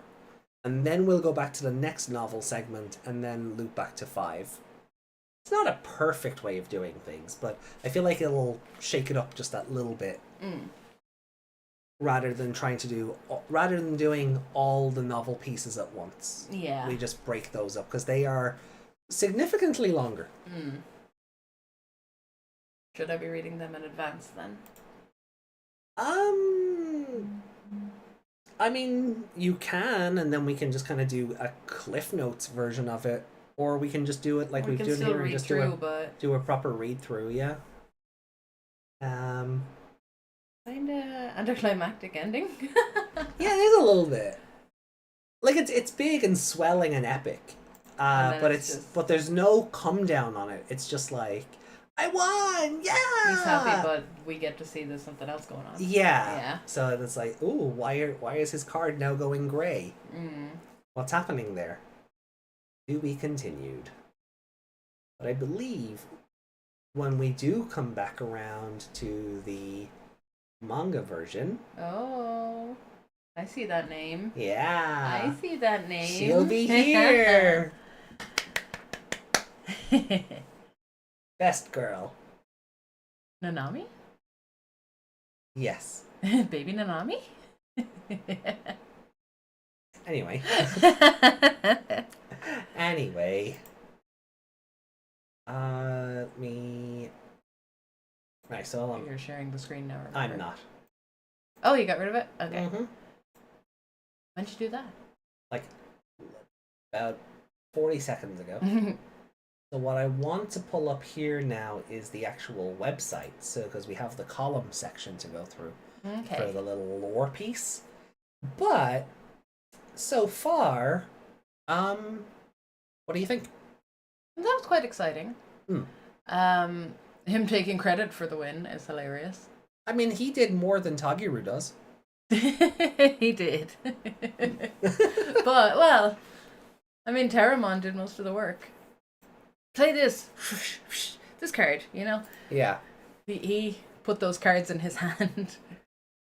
But I guess he remembered his own tamer effect, so he finished it. But, yeah. He doesn't deserve to celebrate too much because that, while it was like his first win, Yeah. exactly, it also wasn't. Okay.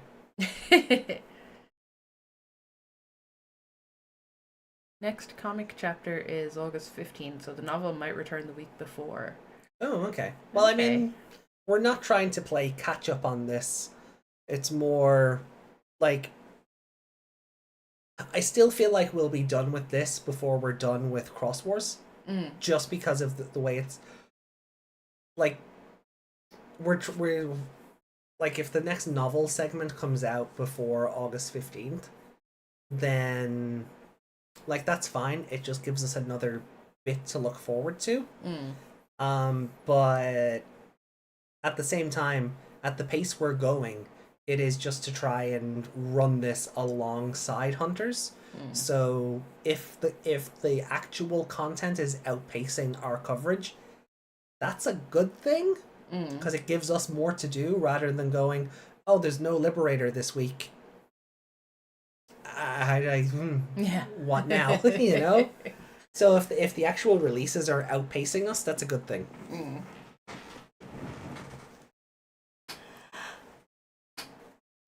Oh, sorry, all that information overload. My brain is like, we sleep now? No. So much learning, we have to sleep now. Well, the column section is going to be about the NPCs. Okay. Because I don't think we covered this last time around. No, because that NPC only kind of came into it, so we didn't want to spoil it in case. I remember us looking at these. Oh, wait, though. no, we did. Did we do? Scroll down. Because we were looking at the different types and... Oh, yeah, okay, maybe. I don't think we went into all this. No, I think we just kind of had a glance at it because I do remember us looking at like these two artworks. Yuki said do the other one first. Oh, tip 3. Yeah, I suppose that might make more sense. I was gonna do both, but No being liberated from Liberator, Meg. this is like the battle coverage, so this kind of breaks it down. Okay. Like it even gives you like what the field looks like at the We're time. learning. Oh no. So yeah, we can do both. Okay. Because the other one is just really an overview of how like what the different types of NPCs are. Yeah.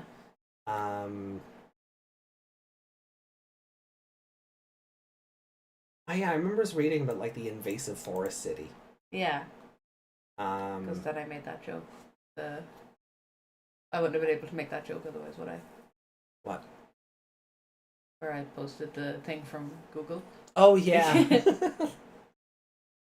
So you know how these bottles of Lucasade, normally you just snap off that little bit at the front and open it? That one is like really attached. Yeah. Like it's not. It doesn't have a brake part on it. Manufacturing error. No, probably the keeping it all together. Where all the lids have to be like stuck together. Oh. That's probably stuck on it as well. Oh, maybe. That's really annoying. We got our caps back, but at a cost. Lucasade Sport took away our sports caps. Oh. Wait, did we read all this about like the NPCs posing questions and? Yeah, we did. We did all this. Transport Doesn't NPCs. sound... NPCs specialize in tourism. Conditional battle NPCs. Starting Digimon, these rules. Some of that sounds familiar and then others don't. We just skip over it a bit? Maybe, yeah. Oh, I feel like I made a joke that looks like the chick from Ace Attorney. Yay, that sounds vaguely familiar. Jeez, did we cover this NPC bit already then? Anyone remember? Or did we just give it a casual glance? Yuki said I don't think we did. Okay, well look, it's only like 4 tiny paragraphs, so it's not like it'll take a whole lot of extra time to cover it, so... Just read it, we want longer podcast. I mean, also fair. Like, we're finishing at an hour and a half in, that's a bit... We're nowhere near finishing either way, but we'll still have like comments and... Ali said you can do the 5 one-shots in week 32. What does that mean? It will take 3 days. What? What are the one-shots?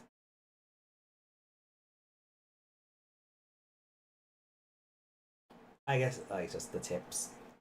New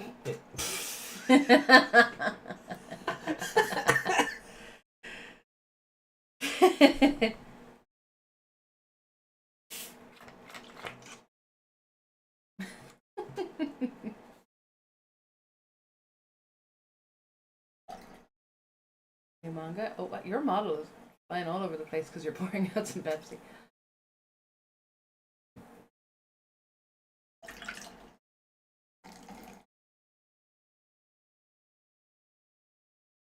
Because we're so silent, that probably sounds really weird. Anyway, well look, we'll fly through this thing about the NPCs then. So, column, tip 2, about NPCs. No, you know what it was? What?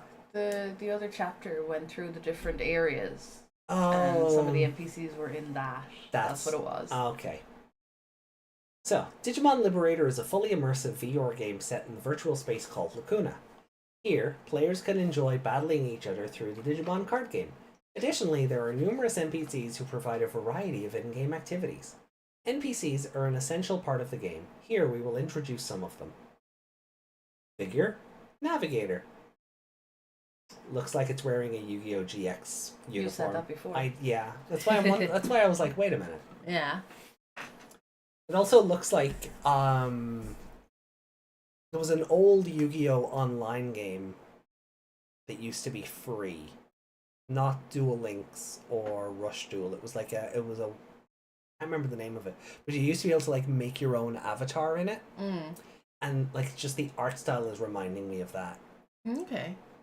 This is like years ago. I remember commenting on that thing's angry eye hip eyes. Yeah. the face here on it scratches a face. Yeah. Tutorial NPC. This character will diligently explain the basics of the game system and the fundamental rules of the Digimon card game. Oh. What? Ali meant the 4 mangas in the Seekers prequel manga. Oh, yeah. Sorry, I thought it was something that we could read tonight within this stuff. Sorry. Yeah. The God, I still can't believe Seekers is getting a prequel. I mean, they chose the best character to base it on, not named Satsuki, but yeah. Okay. Right, so the tutorial NPC will diligently explain the basics of the game system and the fundamental rules of the Digimon card game. It will also introduce Lacuna's key locations, such as the central district of Jewel and the Emerald Coast, the invasive forest city. Equipped with an AI specialized in game information, it responds to all questions in a friendly manner. It has a meticulous nature, giving the time down to the second and providing information about Digimon in an easy-to-understand way. However, it has a bias in the data it references. It speaks in unusually great detail and with passion about Demon Lord Digimon, such as Beelzebumon and Lilithmon. This is rumored to be due to repeated questions from avid fans of the 7 great Demon Lords. Oops. That feels like a meta fourth wall break. Despite its tutorial role, this NPC will suggest scheduling... Do you mind? No. Well, I do. Why?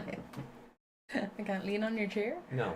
Aw. Despite its tutorial role, this NPC will suggest scheduling a meeting with the Game Master, GM, for overly complex questions or inquiries not covered in its library, adding a touch of endearing personality. So, I thought I could highlight the words and show them as I was reading. Nope. I can, but the highlight is black. Oh. You can Oh yeah, I barely can barely see it, yeah.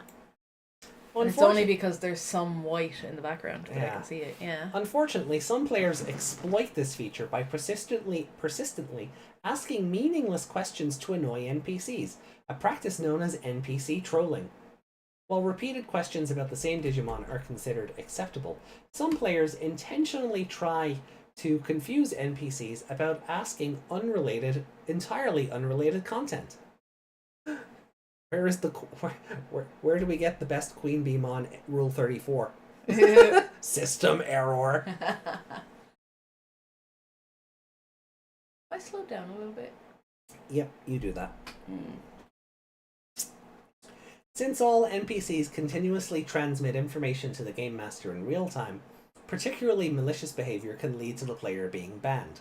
Like asking questions like that. Yeah. Although these NPCs are not designed for long-term interactions, if you do engage with them, make sure to keep your conversations within the bounds of common sense and be friendly. Battle NPCs. With Lacuna, the most common NPCs are undoubtedly those designed for battle. These NPCs range from low-level ones for beginners to high-level ones for advanced players. Winning battles against them provides experience points which will increase your player level each time you reach a certain amount.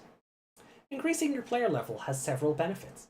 It allows you to customize the effects of tamer cards, save more deck. Oh, so that's how they're gonna justify why different boosters or different starter decks will have the same tamer but with different abilities. So that's how they're gonna justify that. It's your player level has allowed you to change your own effects.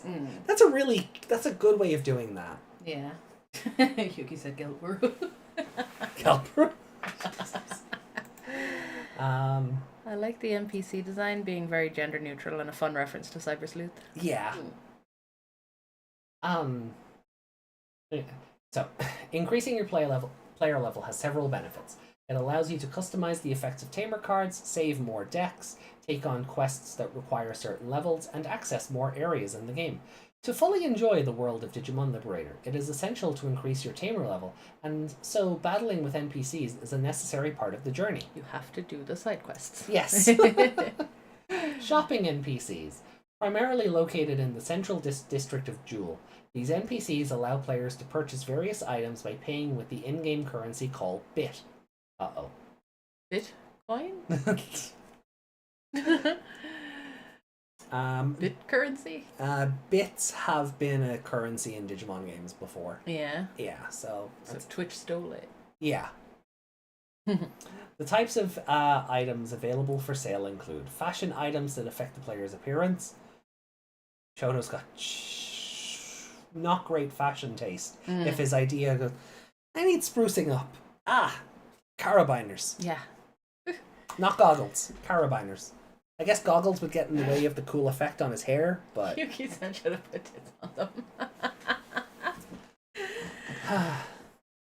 Decorative items that influence the look of D-storage units. Oh, that might be why they can change color. Yeah. Items that change the UI design. While several types of UI are available by default to suit different player settings and controls, many players customize these to optimize gameplay. Experience point boosting items. Custom abilities for tamer cards. Digimon cards and option cards that can be integrated into decks. There are also rare nomadic merchant NPCs that can be encountered outside of Jewel, albeit with a low probability, so expect us to meet one every 6 weeks. These merchants offer exclusive items and daily offers that can only be bought from them. If you spot one, don't hesitate to interact with them. Okay. What are you buying? Welcome, stranger. I can't do that anymore. My voice doesn't allow me to do that anymore. Quiz NPCs. Found only in the Emerald Coast, the invasive forest city, quiz NPCs post quizzes to players. By answering these quizzes, players can receive various rewards. Typically, the main rewards are random items corresponding to the NPC's level, but occasionally high-level quiz NPCs may give custom abilities for tamer cards. Since these NPCs are exclusive to the Emerald Coast, players who are confident in their knowledge of Digimon and Digimon cards should definitely take the opportunity to challenge these quizzes. Transport NPCs. These NPCs specialize in tourism and are stationed in each area to enhance the player experience. Normally, players use portals for quick transportation between areas, instantly arriving at their destinations. However, some might find this method a bit boring. For those looking for a more scenic route, visiting these transport NPCs is a great choice. They offer transportation with various vehicles like cars, motorcycles, and planes. These NPCs can transport players not only to different areas, but also to distant locations within the same area. Taking a slower journey to enjoy the views of Lacuna is highly recommended for a relaxing and enjoyable travel experience. Conditional battle NPCs. Some battle NPCs are unique, challenging players to battles under special conditions. These NPCs do not drop reward items, but defeating them will earn you a large number of XP. Below are some of these special conditions. Limited number of cards in hand. Typically, there is no upper limit to the number of cards in a hand in the Digimon card game. However, under this condition, the maximum is set to 7 cards. If a player has 8 or more cards at the end of their turn, they must return cards to the bottom of their deck. Changes in the number of security cards. In standard battles, the game starts with 5 security cards. Under these special conditions, the battle might start with fewer or more security cards than usual. Starting Digimon. This special rule involves having a Digimon already in the battle area at the start, so that's what our NPC did. In some of these battles, the memory gauge will not start at 0 and may begin on either side of either the player side or the NPCs. Furthermore, the starting Digimon might have abilities not typically found on standard cards, such as Rush or Jamming. Jamming is the ability I was thinking of, not Blocker. Blocker, yeah. These are among the most challenging rules in conditional battles. There are many more unique rules for conditional battle NPCs that we haven't covered here. Players confident in their skills should check them out for themselves. NPCs with names. In Digimon Liberator, each area features NPCs with names who are essential for understanding the history of Lacuna and events within each area. These characters are crucial for progressing through the main storyline and event scenarios. Due to their importance, they each have distinct personalities and quirks.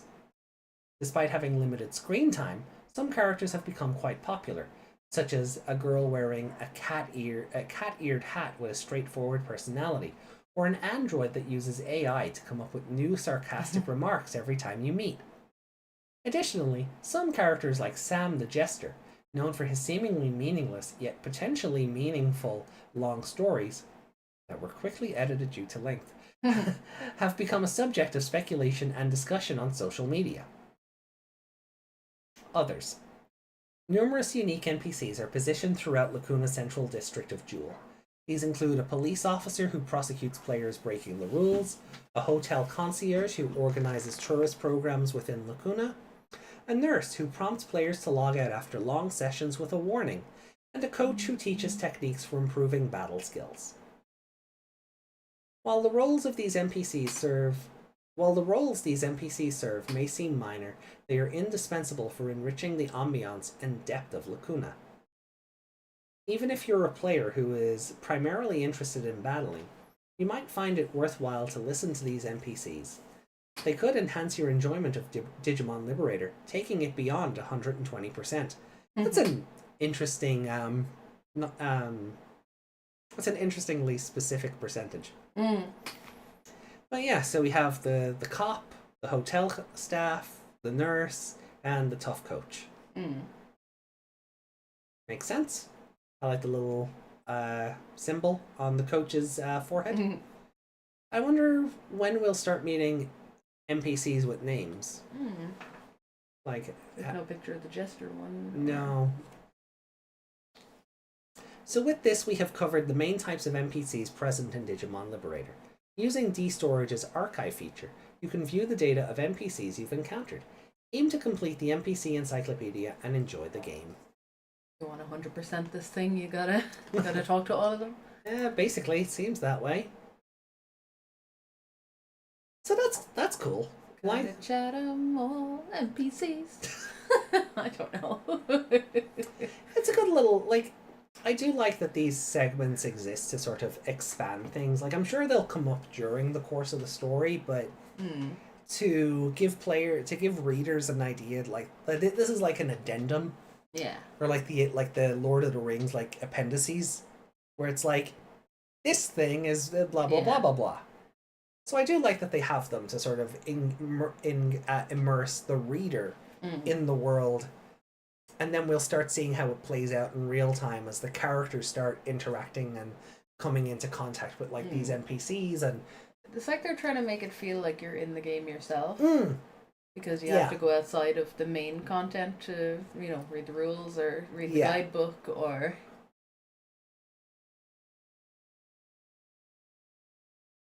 Which is almost funny. Because a huge complaint with, like, Final Fantasy 13 is that all the lore is in the appendices. Oh, all of it? Like, all of the lore that you're not experiencing in real time. And there's a lot of it that you need to sort of understand why X and Y event happens in the story at all. It's all hidden in, like, these data logs that you unlock in the menu. Oh. So it's kind of like that, but more accessible. Some of this stuff probably won't. I mean, there's a blue robot in the novel cover, and the red NPC is called Frozen Night. Yeah, that's true. But I feel like Sam the Jester and, Cat Ear McGee are going to be like... Cat Ear McGee. I don't know. Yeah, they're like... There are some named ones, like Sam the Jester, or the girl with cat ears. Doesn't give her name. Yeah, so... That's why I'm like, I wonder if we'll see those through Shoto's point of view, or if this is just a thing where it's more for the reader. Like, this is great, like, fan fiction material. Like, if you wanted to do your own story in the world of Liberator, or if there was a sequel or a side story, you have all this great reference material for how stuff works. I can't help but wonder, with the amount of, like... You could write your own version of Cyber Sleuth with the nurse thing. Like, she forces you to log out, but then... Yeah, like, imagine these they NPCs glitch and nobody roaming... can log out or something. Yeah, like, you could write your own version of it. Yeah, like, these things being, like, more involved, like, versions of Mr. Navit. Like, these, like, NPCs roaming around Eden and things like that. Like, there's definitely some tangible elements there.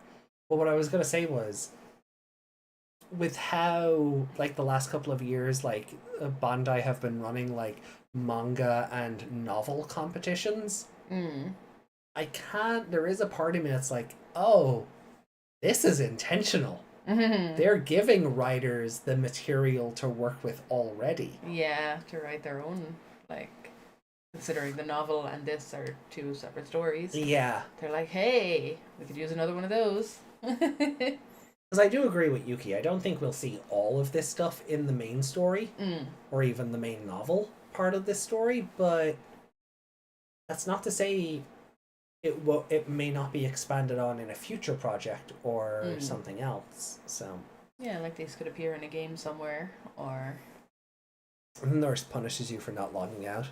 you could have a story where the cop thinks everyone's breaking the rules when they're not, and Yeah. People start going DMIA because of I don't know, police brutality. Oh, you had to say the words. I was like, don't do it, don't do it. That's what it is.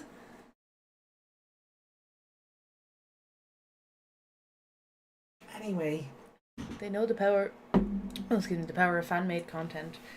So they give the resources and mechanics of the world so fans can go wild. Yeah. So, tip 3, battle coverage versus Ice Knight. Hold that thought. I get my strawberry chocolate. Oh,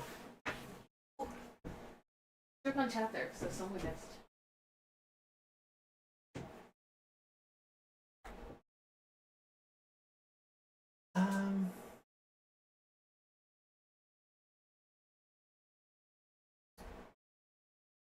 they probably also want to sell the current set tamers. Yeah.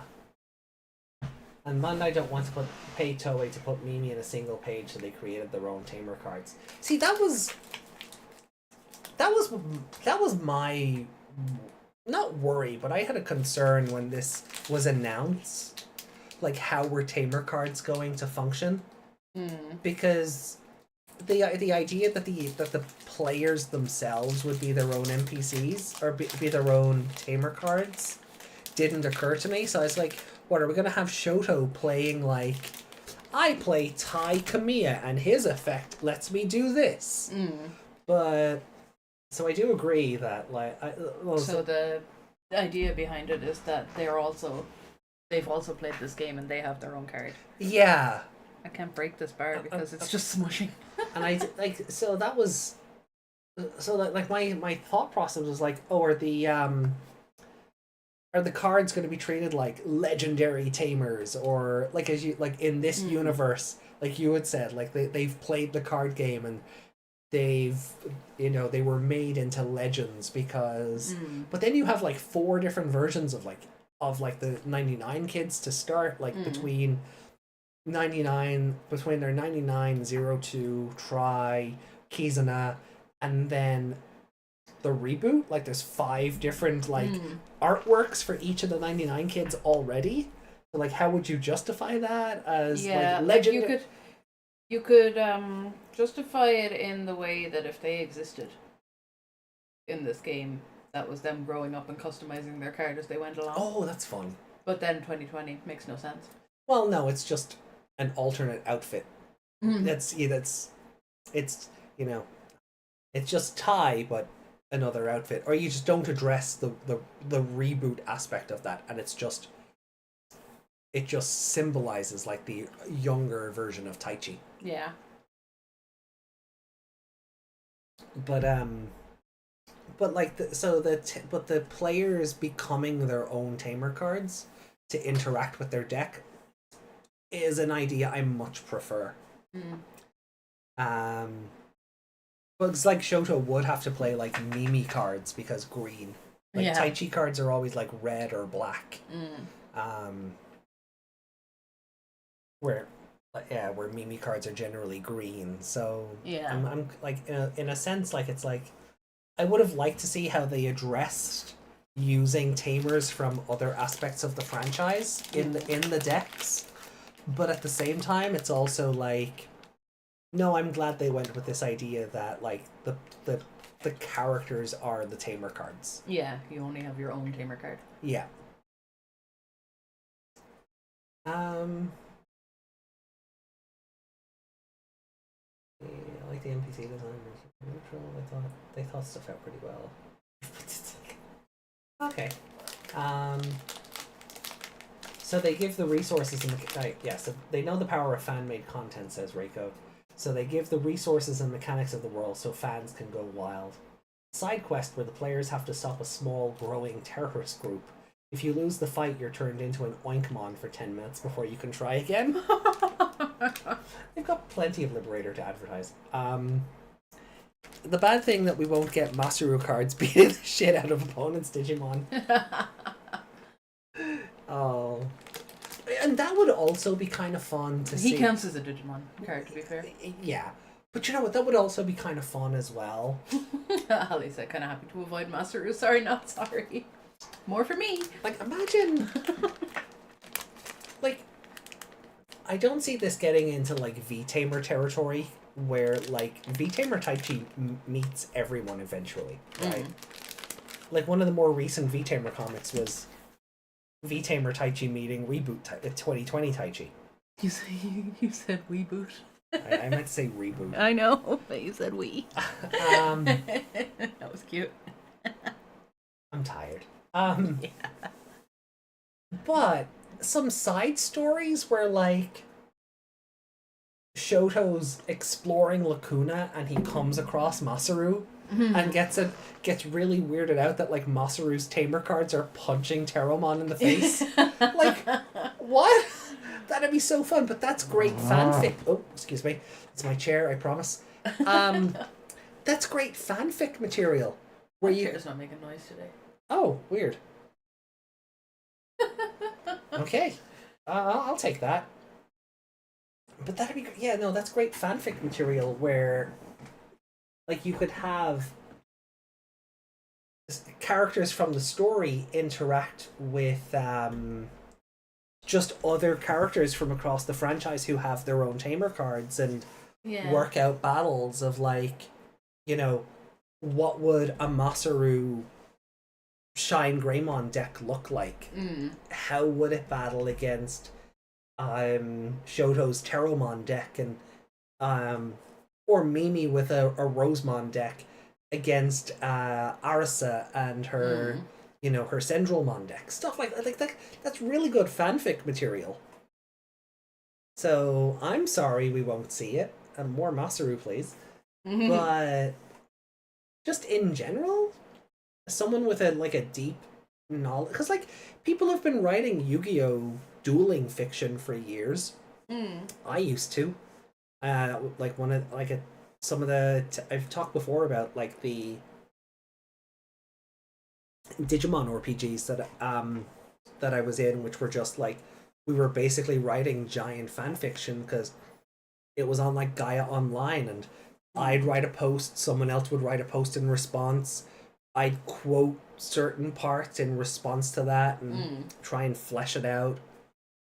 But Yu-Gi-Oh was the same. It was like, you know, once you had 2 decks of cards in front of you, you could shuffle them up, play the game out in real time, make adjustments for, well, no, if I do this, this, and this, that would be the logical play, but that means my MC loses, so I have to alter, maybe we'll do this play here, and maybe let's see what the top card of the deck is, swap that out, do this. You know, there is an element of like choreography that has to go into the like duels when you're writing fiction. If we were writing, say, our own Liberator based thing, like we could sit out and actually play the cards and play the game and see how that would turn out and go, wait, no, because it doesn't make sense for the story for this to happen, so it would have to go this way.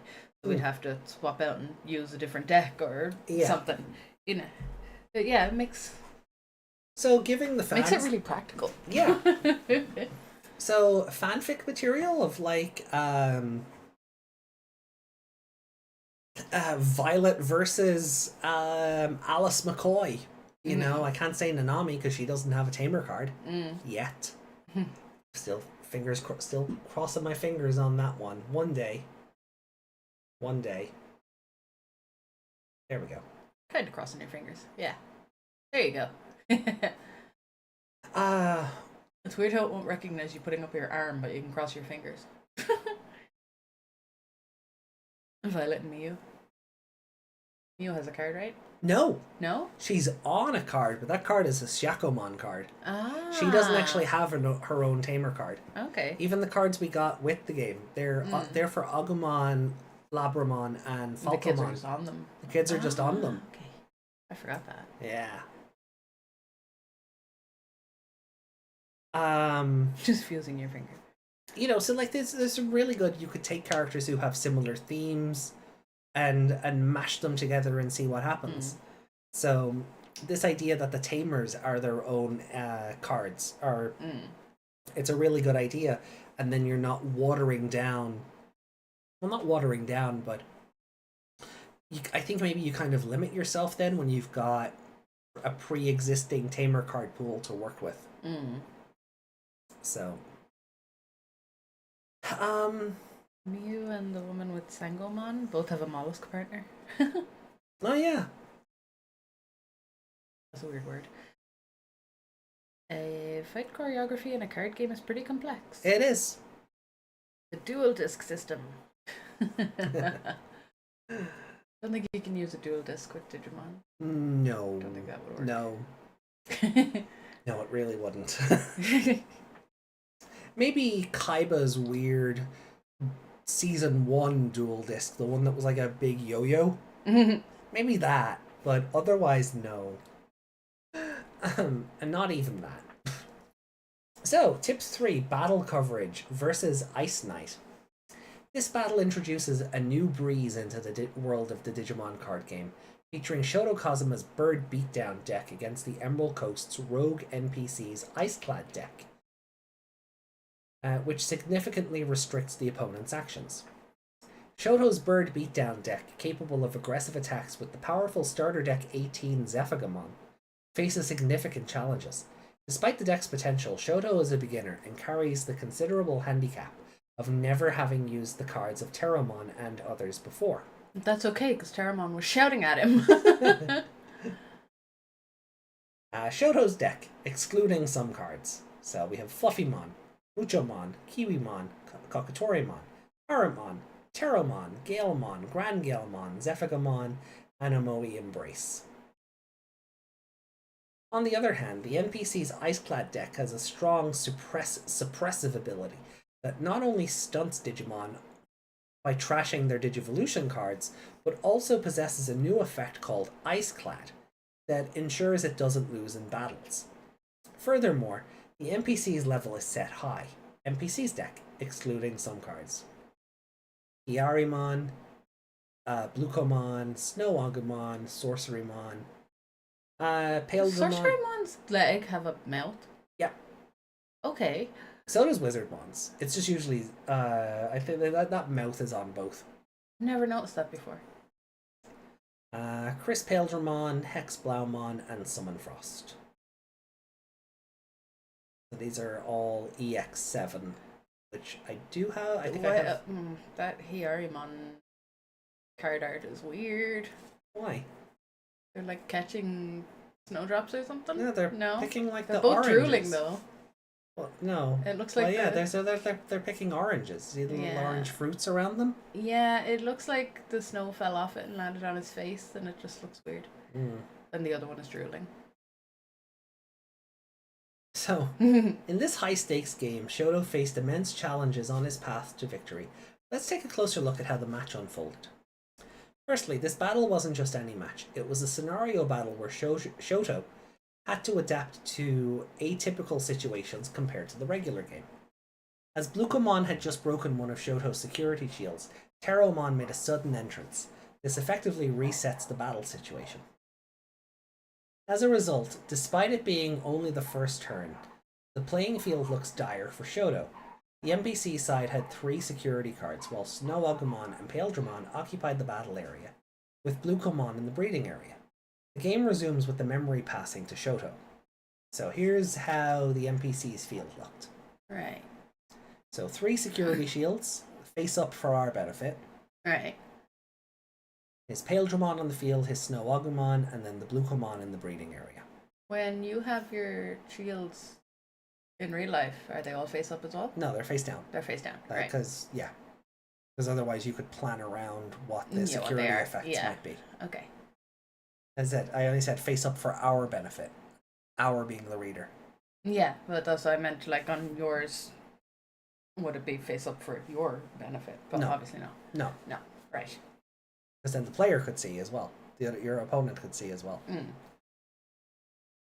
Right, so Shoto's 4 securities. His last one was his Tamer card. Fair enough. And Fluffymon in the breeding area. Shoto's hand. Muchomon, Terramon, Grand Galwan, Kiwimon. There was a Kiwimon in there? Yep. It went as fast as it arrived. Here's the playing field situation for Shoto and the NPC.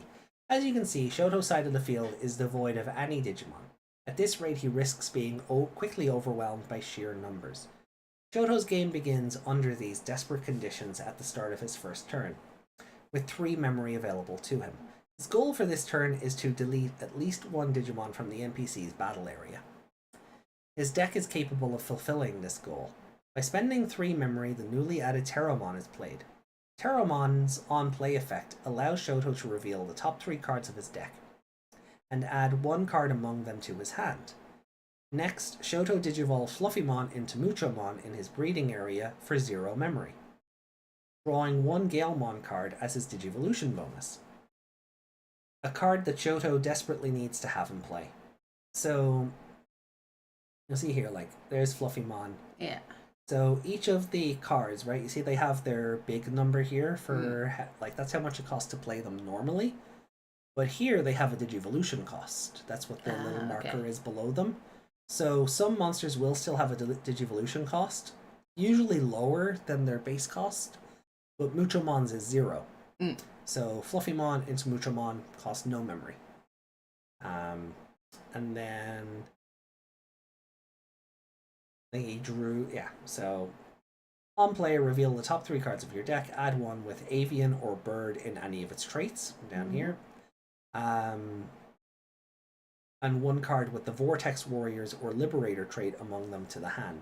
Return the rest to the bottom of the deck. So he was able to add those 2 cards because that says Liberator. And that says Liberator and that says Bird. Yeah. So.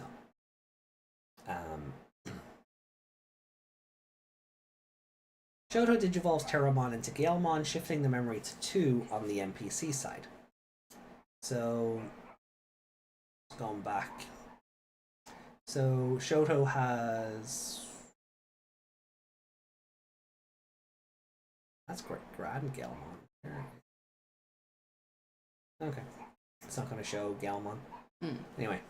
So, shifting the memory to 2 on the NPC side. At the end of his turn, the effect Vortex activates. This effect, which allows the newly played Digimon to attack another Digimon, enables Galemon to engage in battle with Paildramon and delete it, including Muchomon, who he is raising in the breeding area. Shoto successfully turned around his numerical disadvantage.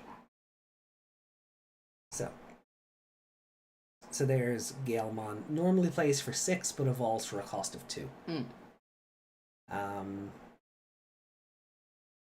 Galemon attacks. Deleted the Snowagumon. Deleted the Paildramon. Yeah. However, the opponent is a high-level NPC, and it's still too early to rejoice. It is now the NPC's second turn. The memory at the start of their turn is 2. Snowagumon, which is in the NPC's battle area, charges a Shoto security card. The result of the security battle was Snowagumon's victory. This means that Shoto now only has 3 security cards left.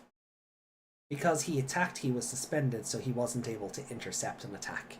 Where these are unsuspended, so you have to go first. Okay. So if these are unsuspended, then you go for the player.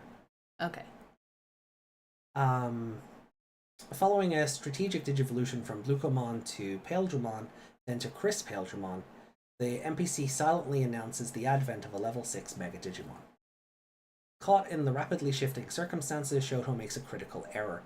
Distracted by the arrival of a level 6 Digimon, he overlooks Chris Paildramon's troublesome ability, Iceclad. This effect judges the battle outcome by comparing the number of Digivolution cards instead of data points, setting Shoto up for a dire situation in the next turn. Facing his second turn with 3 memory, Shoto advances Muchomon from the breeding area to the battle area. So, when the Digimon are here, they don't do anything. So you have to, like, physically, you can evolve them and bring them up, but they're benched, inactive. They don't do anything, so you actually have to move them out here in order for them to become active or do anything worthwhile. Does that cost? No. No.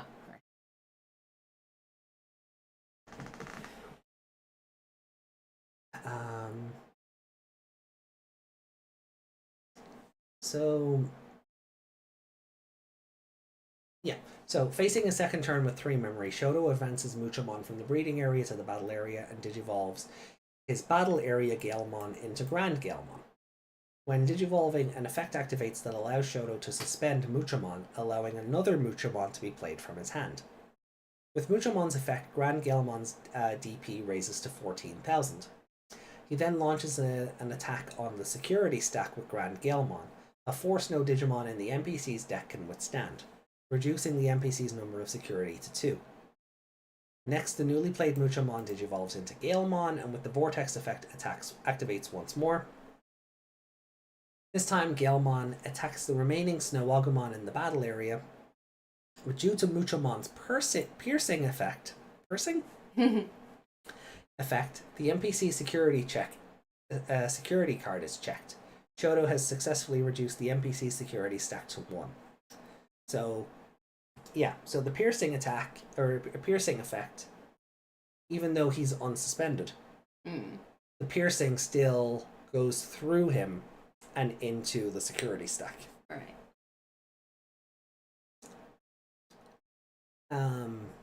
So Shoto's battle area at the end of turn 2, grandly deleted. There's Muchamon there. Piercing was the inherited effect, so Galemon got that from Muchamon's inherited ability. So this is what the field looks like at the end of turn 2. Okay. NPC's third turn, it has 2 memory. Emerging from the breeding area, Chris Paledramon immediately attacks Grand Galemon, utilizing the when attacking inherited effects of both Paledramon and Blucomon as a result. Grand Galemon's top 2 Digivolution cards are trashed. So so he came out of the breeding area, and then because of these, whatever was under him were trashed, and then that allowed for the checking of Digivolution cards rather than Okay.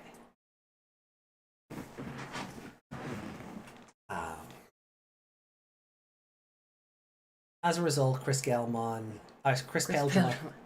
easily defeats Grand Galemon. Shoto is shocked by the unexpected ability, compounding his despair.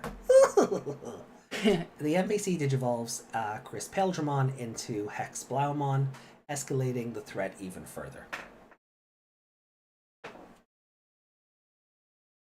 An Ice Snow Magic Knight has manifested, with an effect that prevents Shoto's Digimon with as many or fewer Digivolution cards as Hex Blaumon from suspending.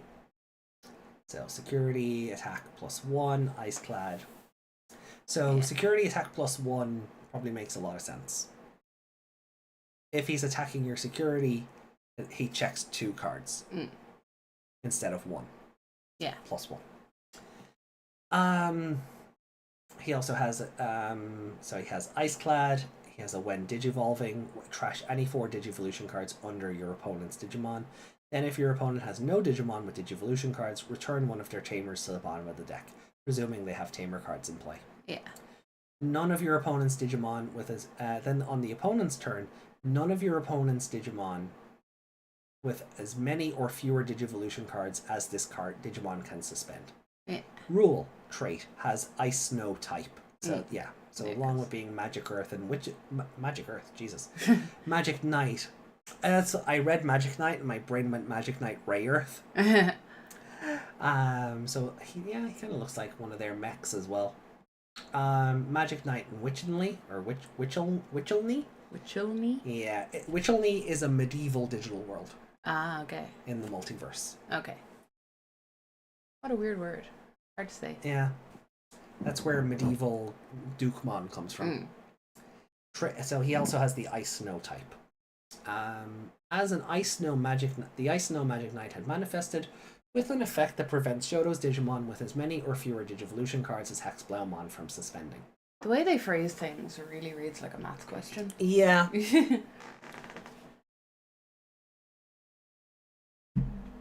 It's like it's been translated in the most literal sense rather than what makes for the best reading. Yeah. And I get it, if you're trying to explain rules, leaving things as unobtuse as possible is probably the best. But if you're reading it out like this, it does allow for a lot of like tripping over yourself. Yeah. Because you feel like you're compensating. Because I think your brain reads it as like your brain reads it wrong, ahead of you. So you're trying to make a correction to the bad English as you're going. It all feels like it's written in the negative. Yeah. Does that make sense? Like, that's why the other one sounded like a double negative. Hmm. If there's none, then don't. If there's, you know. Yeah. Rather than saying if there isn't any. Yeah. Yeah. Yeah. So, Machine translation, says Yuki. yeah, we do have a comment on that coming up, so bear with us, because it's an interesting talking point. And I wonder how far it will get based on Seeker's own attempt from the fandom to undo the machine translation.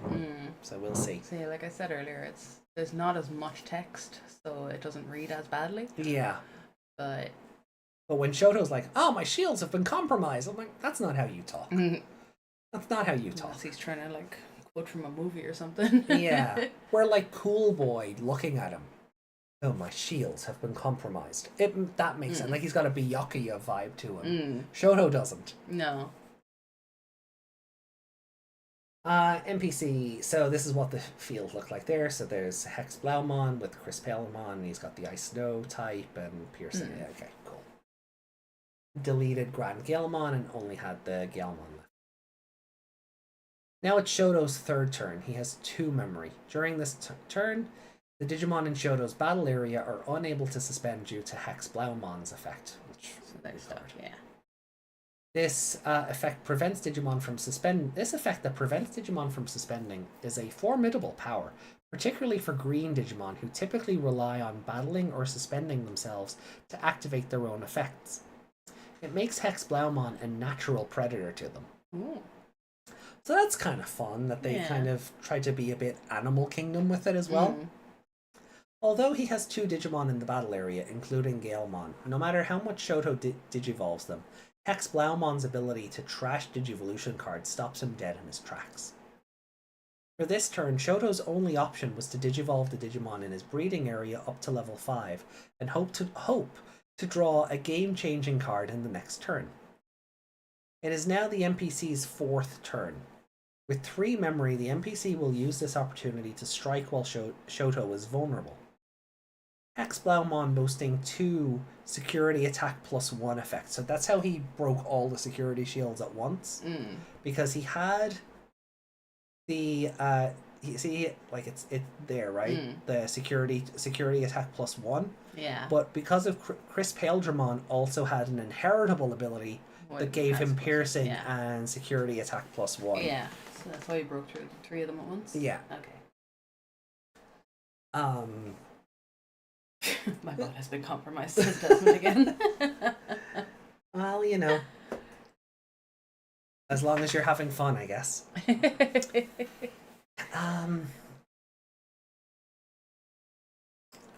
Yeah. So, game-changing card, that's where we were. NPC's 4th turn. With 3 memory, the NPC will use it. Yeah. Hex Blaumon, boasting 2 security attack +1 effects, including 1 from its Digivolution cards, launches an assault on Shoto's security stack. Although Shoto's Tamer card starter deck 18, card 14, Shoto Kazuma is played from his security stack, it was not enough to stop Hex Blaumon, reducing Shoto's security stack to 0. Following this, the NPC continued to raise a level 3 Digimon in the breeding area, and, as a finishing move,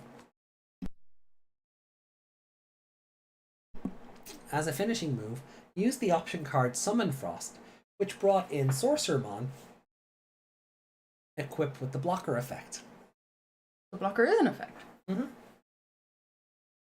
You said jamming was the blocker effect. Well, no, blocker isn't. No, we'll get there. Jamming and blocker are 2 different effects. Jamming is what I thought blocker was. Blocker is different. I mixed the 2 up earlier. Okay. So, anyway. So yeah, we read this earlier. Yeah. This meant that in Shoto's next turn, he needed to break through the blocker and the 1 remaining security card with a Digimon that had more Digivolution cards than a Hex Blaumon to snatch victory. And then came Shoto's final turn. With 3 memory, Shoto is finally able to draw the card to turn the tide of battle. That card was Zephigamon. Some artwork? When a Digimon unsuspends, the Magic Knight Vortex Warrior becomes unaffected by the effects of the opponent's Digimon, thanks to the Wind Guardian. This will allow him to break through Hex Blaumon's icy barrier. Wait, what's Wind Guardian? Wind Guardian is. I'm not seeing it on the card there. I think it might have been. It's on someone else's card as well. Yeah. Oh, that's okay then.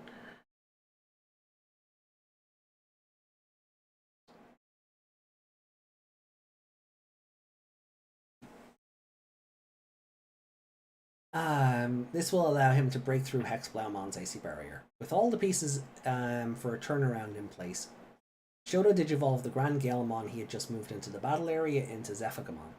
Sorceremon's on-play effect unsuspends Hex Blaumon, which is then suspended by the when digivolving effect, and then unsuspended again.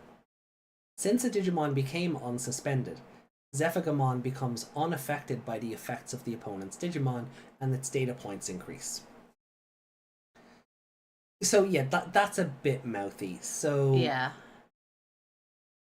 So Sorceremon's on-play effect. Unsuspected Hex Blaumon. Unsuspends. Yeah. But Zephygamon had just entered the field. Yeah. So his when digivolving resuspended Hex Blaumon. Right. But because Sorceremon's effect unsuspended him to begin with, allowing when digivolving effect to kick in, that triggered the other all turns effect. Okay. So Sorceremon is what allowed this second ability to kick in at all. Okay. By unsuspecting Hex Blaumon, it allowed this when any Digimon unsuspends, for the turn this Digimon isn't affected by the effects of your opponent's Digimon and gains 3000. So that's what stopped the being frozen thing from affecting him. Okay. So since the Digimon became unsuspended, Zephygamon becomes unaffected by the effects at its D point. So Hex Blaumon's icy barrier can be breached. Zephygamon then launches an attack on the security stack. Fluffymon's when attacking effect is used to suspend the blocker, Sorceremon, so Sorceremon can't interfere with the attack. Right. After so that, the when attacking, that like because he's in the pile, isn't he? So that's like an inherited thing. Okay. Yeah. After that, it became a battle against the Hex Blaumon lurking in the security. This was not enough to stop Zephygamon, which had reached 18,000 data points due to its Digivolution cards and own effects. This reduced the NPC security stack to 0. Wind Guardian is just a fancy name for Zephygamon's ability? Oh! It's not written on the card? No, I guess not. I thought it was another artifact or something. Huh. It's just a fancy name for... Okay. Sure. That's the manga being anime. That's what that is. Like if this was an anime, it would be shout Wind Guardian or something. Yeah, my Zephygamon's Wind Guardian ability allows me to do this. Yeah. And then that would be the text on the card. Okay, that's fun. I'm okay with that. That's just It's a bit confusing when everything else is written on the card. Yeah. That's just it being anime and giving the things fancy names to be fun. That's fine. Thank you for the clarity, though. I do appreciate that. Jamming prevents dying, I think. Because that wasn't immediately obvious. So I do appreciate the clarity. Yeah.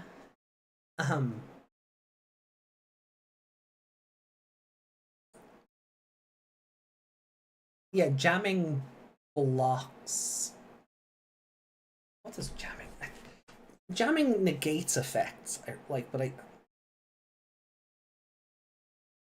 would make sense when you like jam a signal, things can't get through. That's kind of the idea, yeah.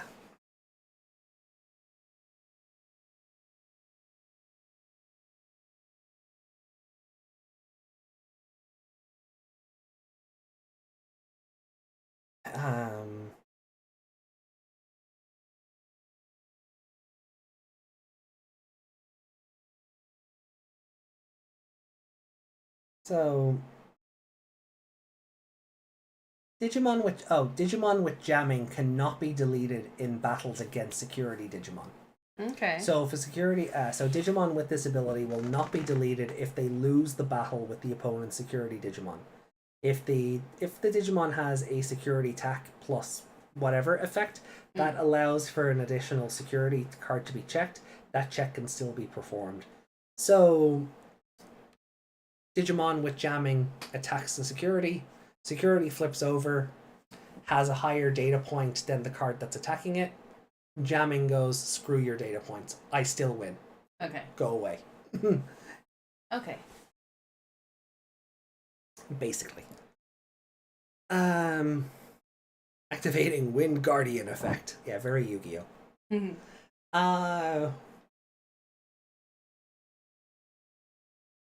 Then sure. Then Shoto decisively used the option card Anemoe Embrace. I'm gonna keep Anemoe. I'm gonna keep pronouncing it different ways until we Well, if it's the other word, it's like anemone, right? How do you pronounce that? Is it an anemone?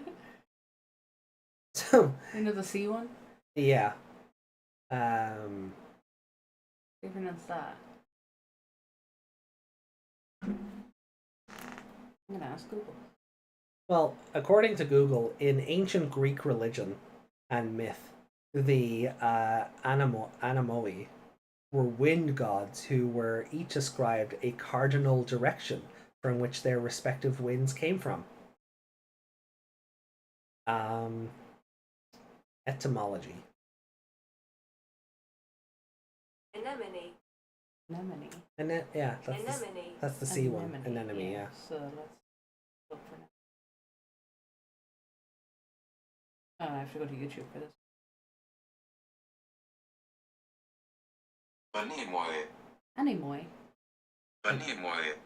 Anemoy. Okay. Anemoy? Anemoy. Which one? Leonard? Jeff? it's Digimon, so it has to be Jeff, right? Anemoy. Okay. Anemoy Embrace. Aww. Jeff Nimoy Embrace. Tentamon Cuddle. Actually, in the Savers dub, Jeff Nimoy plays Suguru.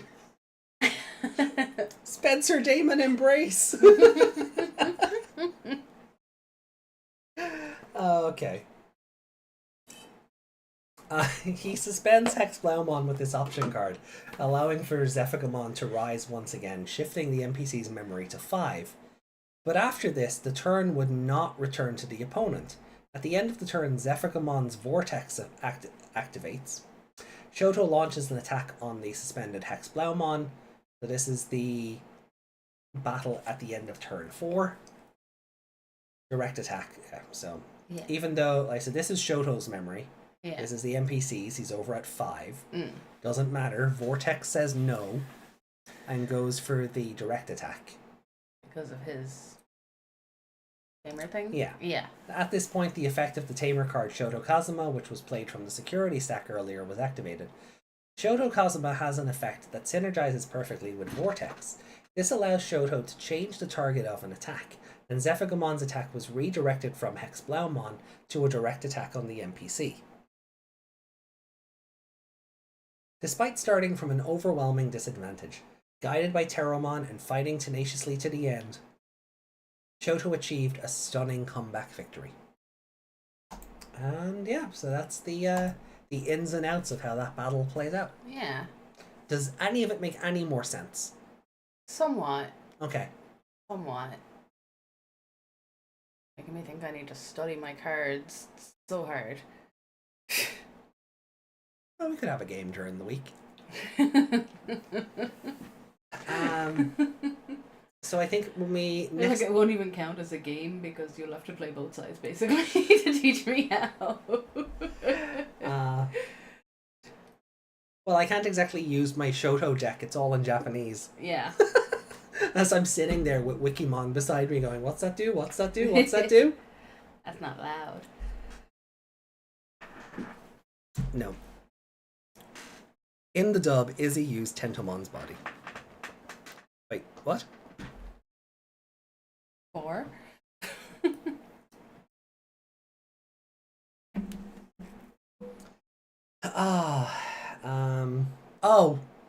Oh, because in the dub, Mona Marshall, who plays Izzy, or Koshiro in the dub, plays Yggdrasil. Wait, say that again? In the dub of Savers, Yeah.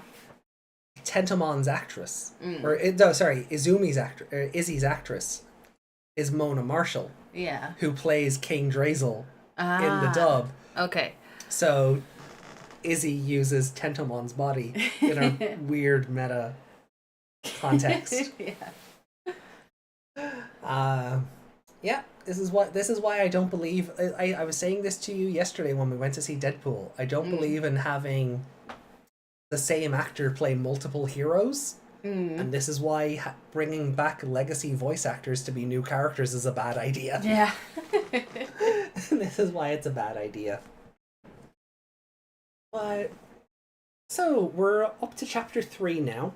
That won't be next week because we'll be doing the actual novel next week. Depending on how long that takes, I don't know if we'll do more of the tips. Maybe we'll save those for the manga sections because They're shorter. yeah. Yeah. So we'll see. We'll play it by ear next week. Maybe just do one or yeah. But we get to meet Yuki next week, are you? Yeah. And this is the girl that was on the Yuki Darumon's shoulder. Ikto's mom. Yeah, she's got about as much plot going for her as Ikto's mom. It won't zoom in the picture, just the website. Yeah. That's hilarious. Hold on. Open image, a new tab. Oh, wait, hold on. Fine. No! She's like, I see what you're doing. There we go. Yeah. Yeah, She does. She's got plot and mom genes. Yeah, she does. Oh my god. Is she a MILF? Those are some high-waisted mom jeans. Oh my god. Yeah, next week we get to meet Impmon and we get to meet Yuki. Yeah. We'll be meeting, I think we'll do chapter 4 and 5, 3 and 4.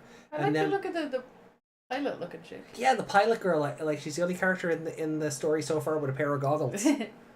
Or only main character so far. So we'll do Yuki's novel. Zoom in on the lolly, of course.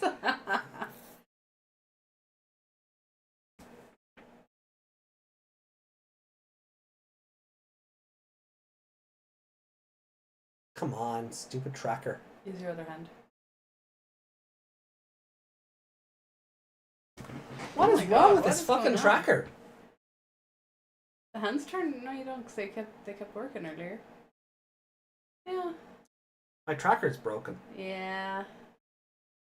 You're holding up your hands, and it's like, hey, look, boobs. It's in the hat.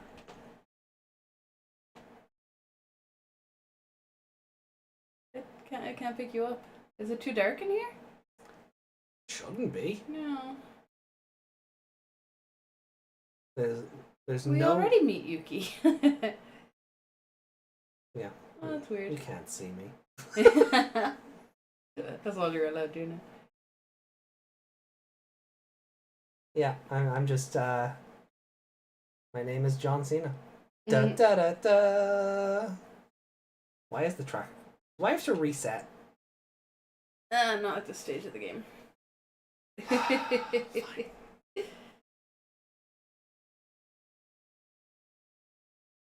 You have PNGs for us yet?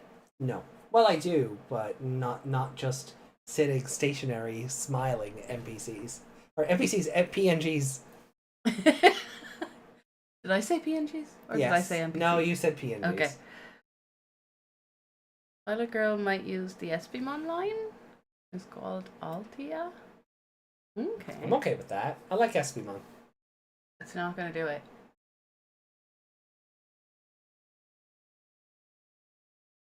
Now it thinks your hand is your whole body. Why is my tracker broken? Seriously, what? But because that webcam is stupid.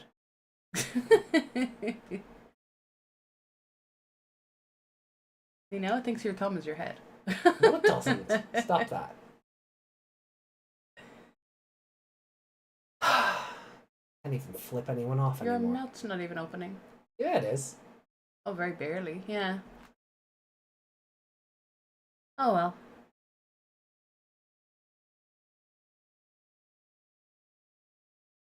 Nope. Yeah, screw it. You have big hands, AJ. This is what I gotta do. This is what Hide it. What? Hide it if it's going to configure the UI. Oh. Oh, right. Yeah, I get you. Breaking the... Not you. There we go. Just in case.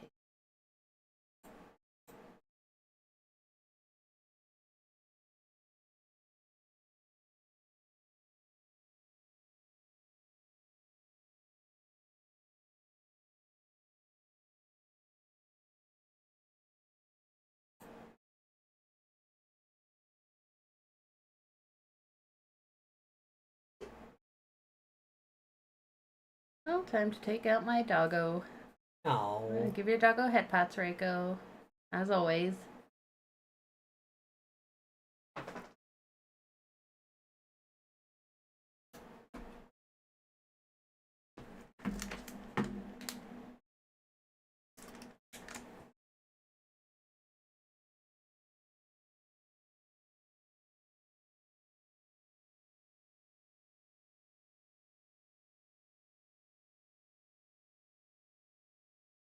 Wow, it's taken forever to calibrate. Yeah, it's being weird.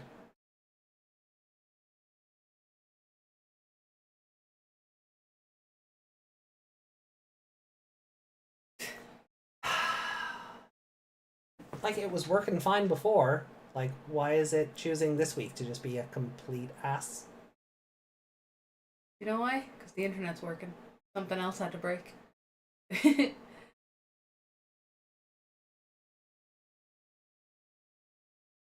Sit still. No clicking.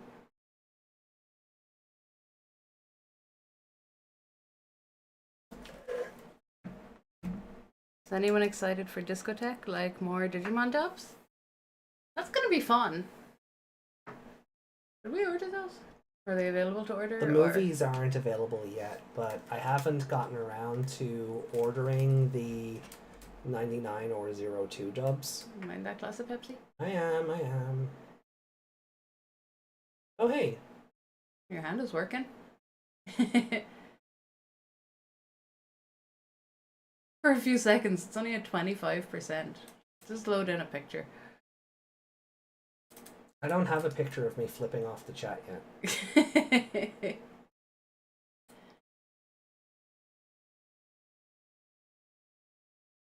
Yeah, it's been really busted today. Yeah, we don't have time for this to get to No. 100%. Screw this then.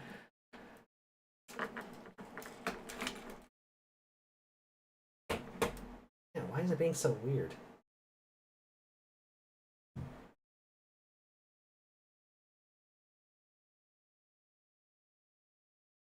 Alright. Press X to abort, huh?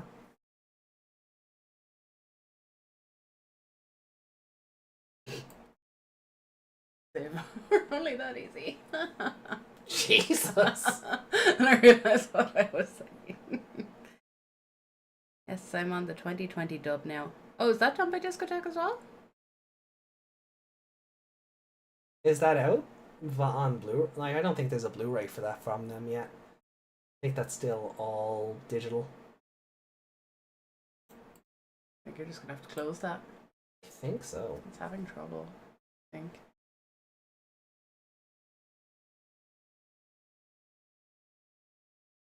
Better PNG than PDF. Fine.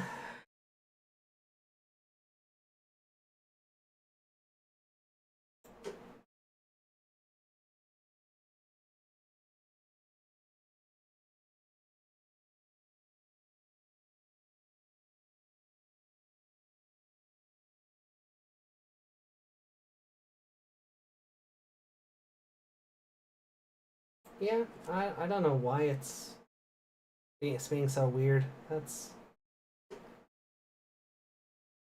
Try this again.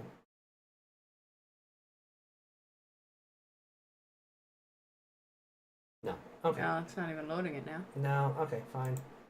Boo. Stupid thing. Oh. Hello, you.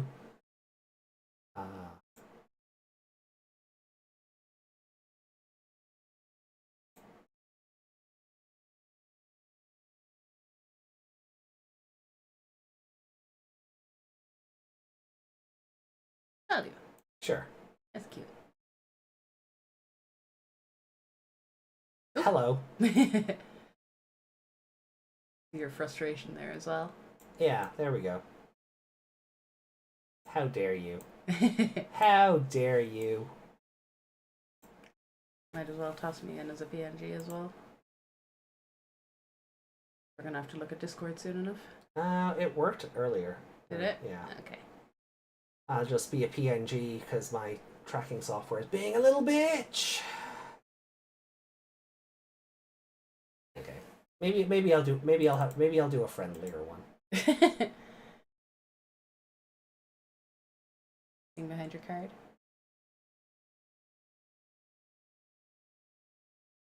Oh, they all have backgrounds. Yeah. This one is flipping the chat off though, so hey, for that lolly comment. There we go.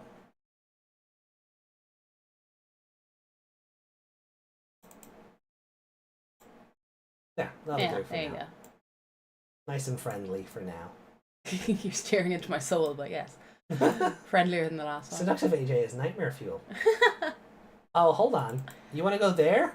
You want to go there? Hold on.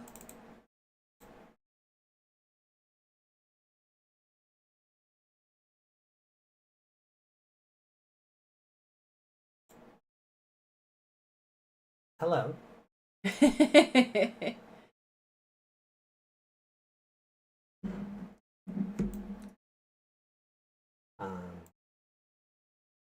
Flip us harder, AJ. What was that? What's nightmare fuel?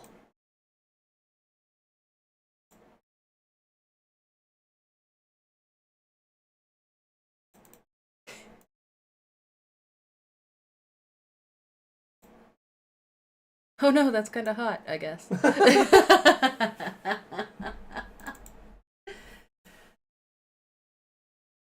Yeah, back to the friendly. Fine. If I must.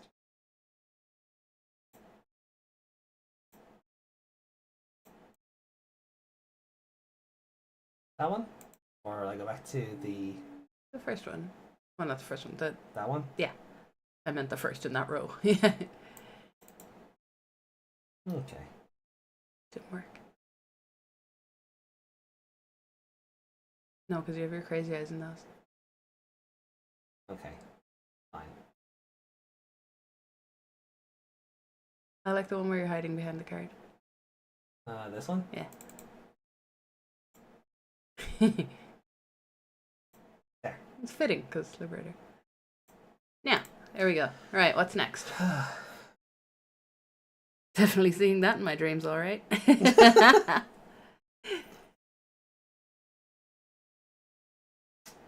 No. Alright, last change, I promise. Oh, come on! I'm gonna go back to that one. I'm actually full bodied on that one. The other one is Yeah. cut off at the It sides. doesn't matter, it's cute. Right. So there we go. There we go. So what were we doing before Yuki ruined our setup?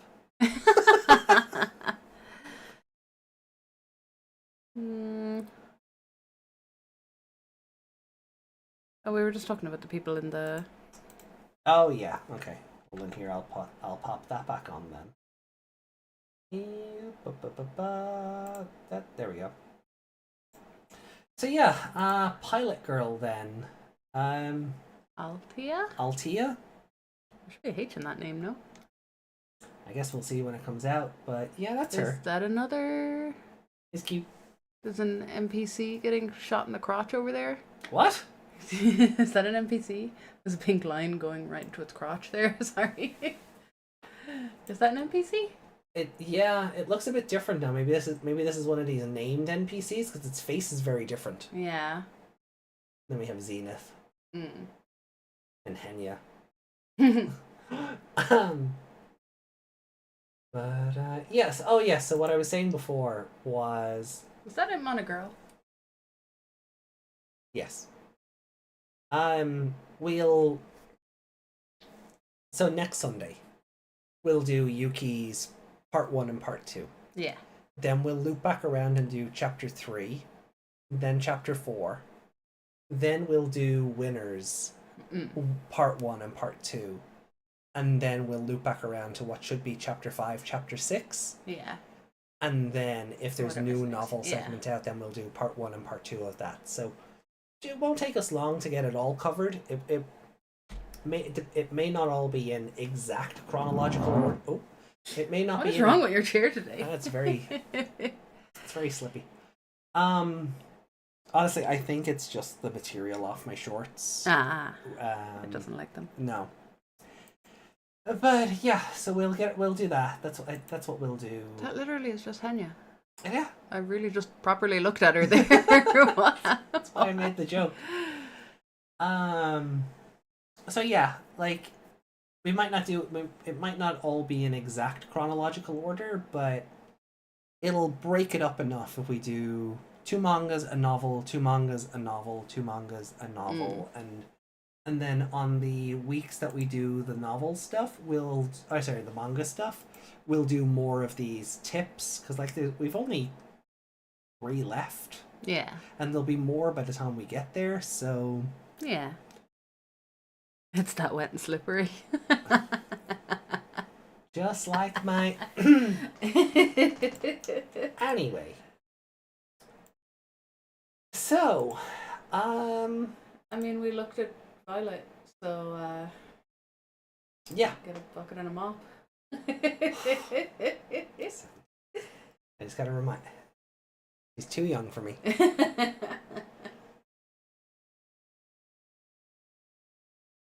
Right then. So we'll try and cover some. Let's have a look at the comments. Yeah. From last time around. Still sharing the screen? No. No.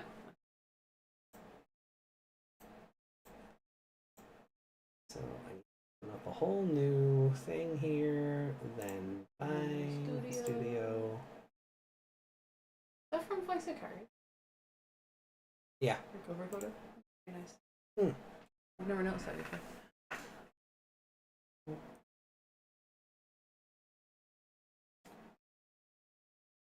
Oh, so I don't know when else I'd be able to cover this. So before we cover last week's Liberator, I put a video out last week. Oh yeah. Reacting to that Bandai is a bad company thing. And I got a really funny response just based on some of the topics. Okay. Because remember we were talking about where someone like bought stock to be able to go to the investors meeting and ask questions, and they got told, well, we're not doing Ghost Game Blu-rays because we don't think they'll sell. Remember we were told that, right? So on that little video, Desmond commented, "Bad must die." Am I right, AJ and Meg? Yes. Ali said, "Unfortunately, Bandai are digital dummies as well, or hire the wrong people for that at least.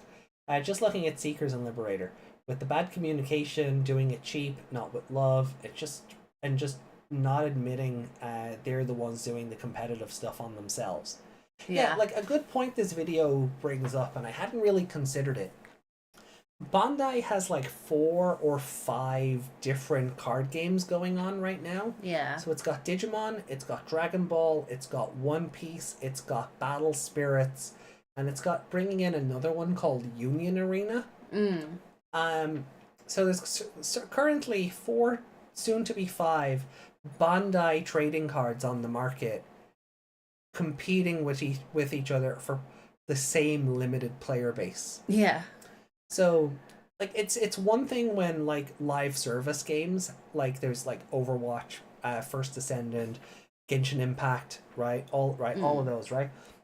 At least there's enough of those made by different companies. This is Bandai just putting like 5 products out made by itself and then wondering like where the money is. Yeah.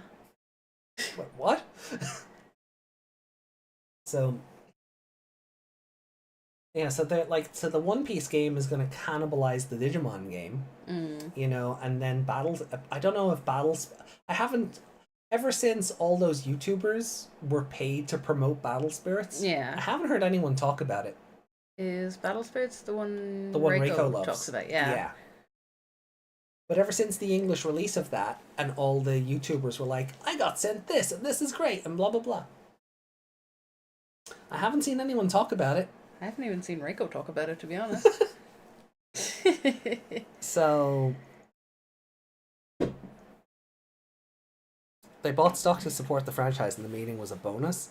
I mean, yeah, but it still got us an answer to a very where are our Blu-rays of this, or where are our Blu-rays of Atmon, or why are you only making Blu-rays for everything up to Frontier and nothing else?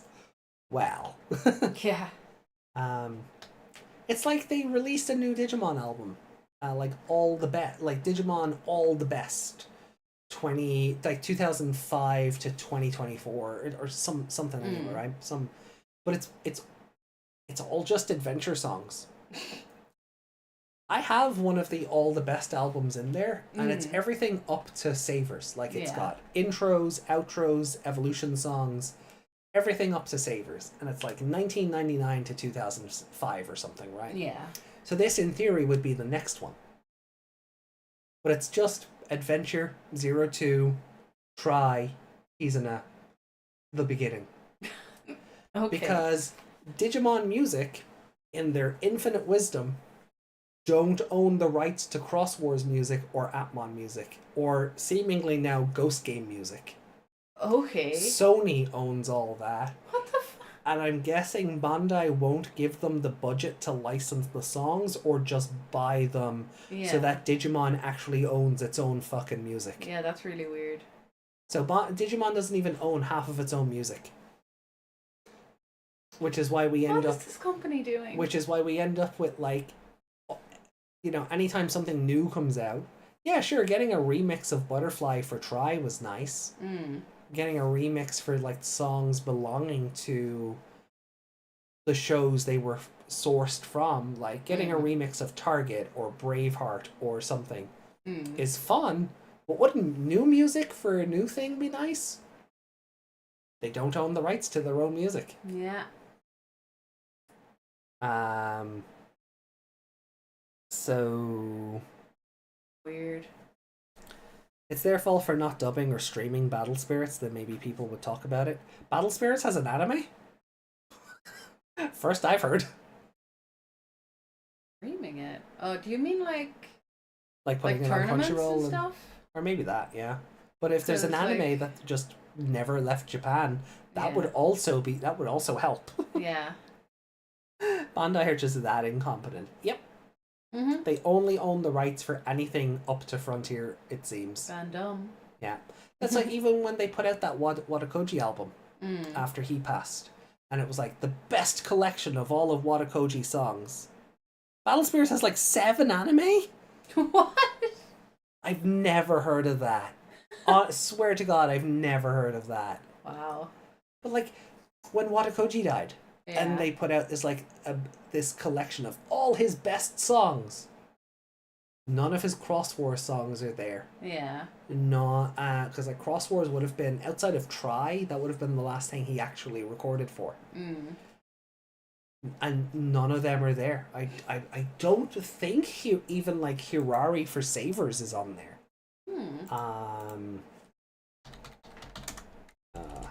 Let's double check that. Yay! Yay!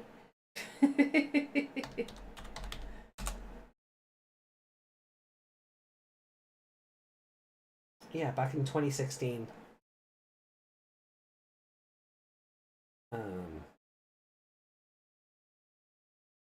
it's on Discord. Yeah, let me just see the track list. Because I remember people going, but what about, like, We Are Cross Heart? Cross 4B The Guardian? Fly Cross 5?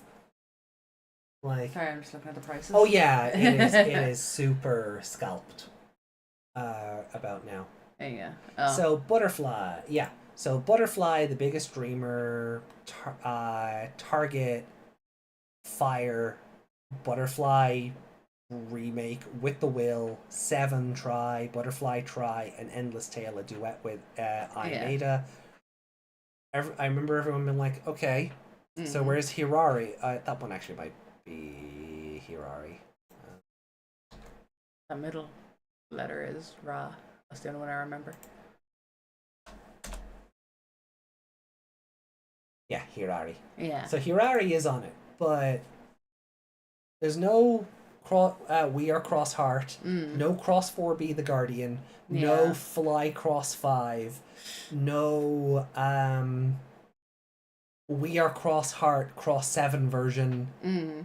Like there's like just his music after that just doesn't exist because they don't own the rights to it.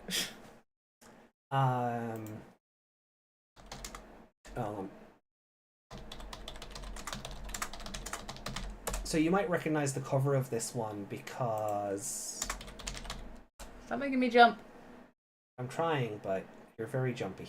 You remember this album we were talking about before this cover? That, yeah. And they put Masaru all the way out on the shoreline because his art style doesn't fit. Yeah. Right, so All the Best, 1999 to 2006. So they put out a new one of those recently.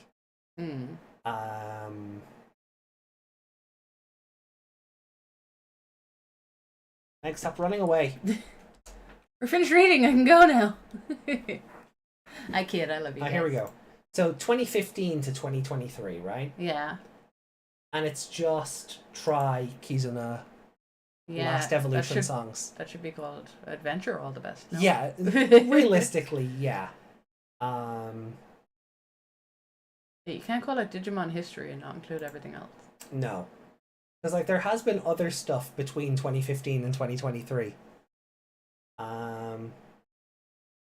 So includes opening, endings, and inserts from Try, Last Evolution, and 02 The Beginning with new Try cover art. So that's why Wikimon actually gets the feature here because it's new Try art rather than anything else. But and then you get these little postcard things as a pre-order bonus, I think. But yeah, but there have been other Digimon things between 2015 and 2023 that aren't Try. Atmon, Ghost Game, the reboot. Like, but no, it's just another adventure project. And I can't even blame this for being adventure bias. It's just they don't own the rights to their own music. So this is all they can do. They need to shell out for it. Yeah, but that would involve Bandai spending money. Yeah. Meg don't want to stay. I want to stay with you guys. I just don't want to read anymore. I'm tired. That was a lot of information. What was that? What was that? But, yeah. Like, it's, Oh, it's on Apple Music. I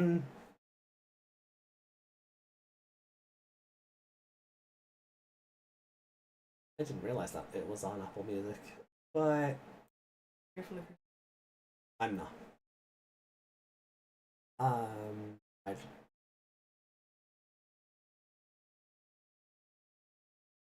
non-stop, so it's just one big track of all the songs. God damn it. That's kind of annoying. Yeah, a little bit. But yeah, that's so they're idiots. They don't know how to manage this franchise. And the more they try, the more it scares them. So we got a comment from Woo Woo, who we haven't seen live in a while. Woo woo. Yeah, but good to see that they're still alive and kicking. Yeah. Woo says, I really love Ghost Game. It sucks that it doesn't get a Blu-ray release. But you want to know what's funny? The show that replaced Ghost Game, Great Mission Run, is getting one. Is that Run for the Money? Yeah, that's Run for the Money. Now, I think I understand why that will, because like Run for Money is like Takeshi's Castle. That's a huge franchise, yeah. Yeah, like that's Takeshi's Castle level of like important over in Japan. So I can understand why that gets one. But it is funny that it's also a Vital Bracelet show. And the Vital Bracelet's dead? Yeah. Yeah. And it's getting a movie. Yeah. I remember we were looking at stuff going, wow, there's this, there's that, there's this. Yeah. There's so much. It got 2 games on the Switch, Japan only, and the graphics are shy. But it still got them. Yeah. Imagine a Ghost game. Imagine. That would be disturbing.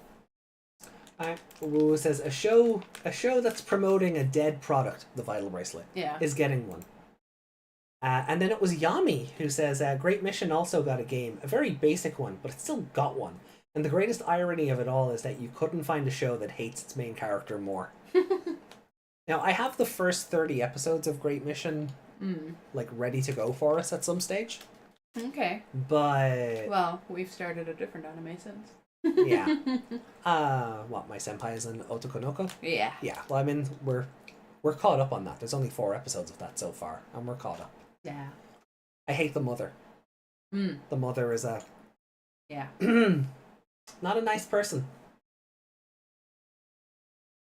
So yeah, isn't that great? The Great Mission is getting Blu-rays and it's getting a movie. Where Ghost Game was told, your threat is 2,000 years in the future, go kick rocks. If Bandai's still around in 2,000 years, do you think they'll make good on that? No. I don't even know if this planet will be around in 2,000 years, but... That's why I said if. If. I know. Could you imagine? So... Comments on our last Liberator read. Chapter 0 and 1. We read out the comment from Farah that said Yuki should do more Violet memes. They're brilliant. Matthias, who we don't see around as often, but is always welcome, says, it's so sad how Liberator seems to be also machine translated to some capacity. There's a redo, there's a group trying to redo a translation on Mangadex, but they're just starting. According to them, the tone of the characters is completely lost in translation. What? Since machine translation can't interpret tone.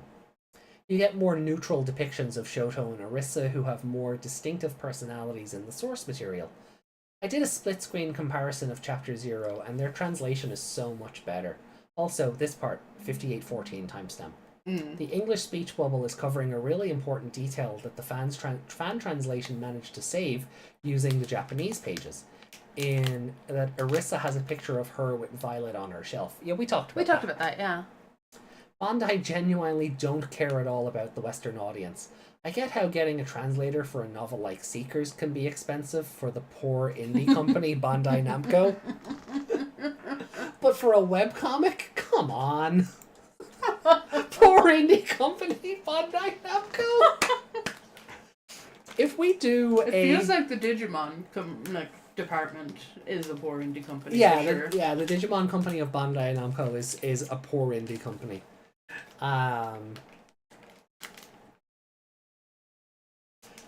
Oh, fucking hell. You know what? If we do an extra comparing official release Chapter 0 to the fan translated Chapter 0, poor indie company Bandai Namco is the episode title. Yeah.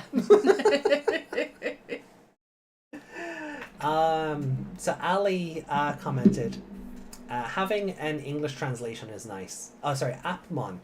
Having an English translation is nice. Doesn't change my opinion that Bandai will never use these guys.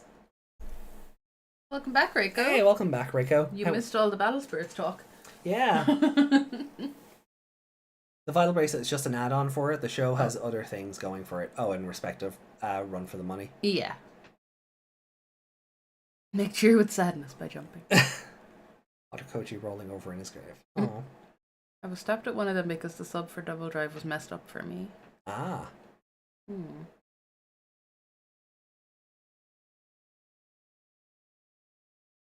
I like their group names. Scamco. Yeah. We can do it now. Yeah.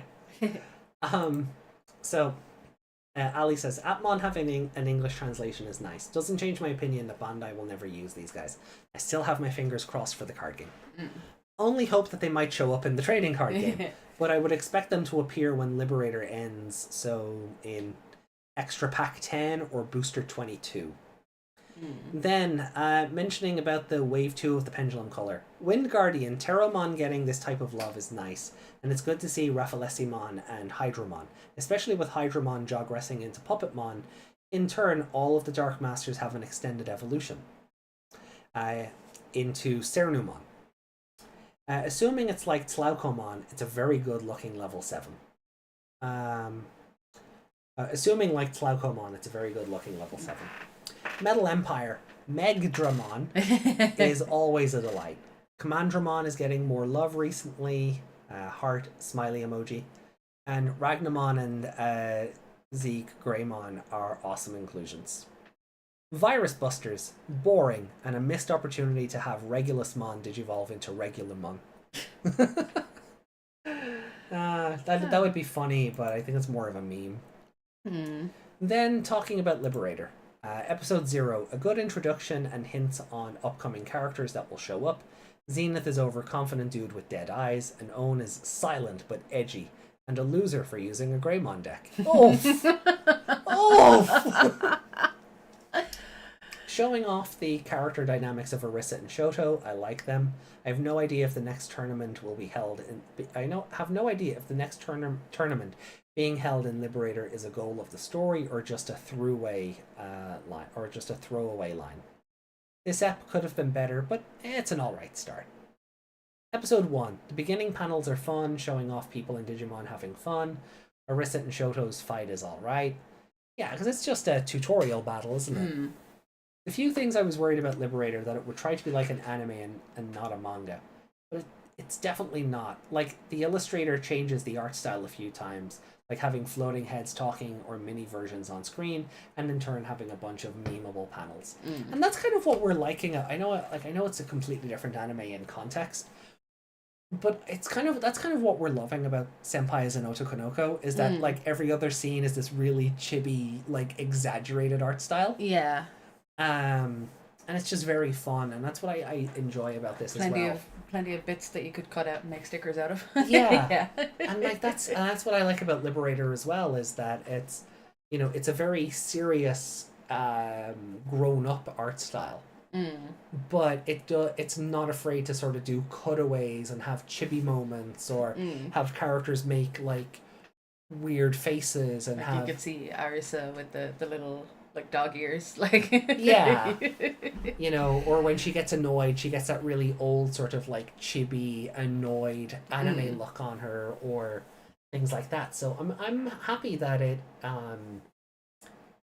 you know, it isn't just like that. It does change it up now and then to keep what's happening fresh and not get bogged down in this card does this and this card does that and the blah, blah, blah, blah. Yeah, I'm glad they keep that separate. Yeah. Like they just do the things in it, they play it, and then like they'll put up whatever the effect is, you know. Yeah. So that would be the person going, you know, oh, my card has this effect, I'll play that. Yeah. And it's like it doesn't stop the action. No.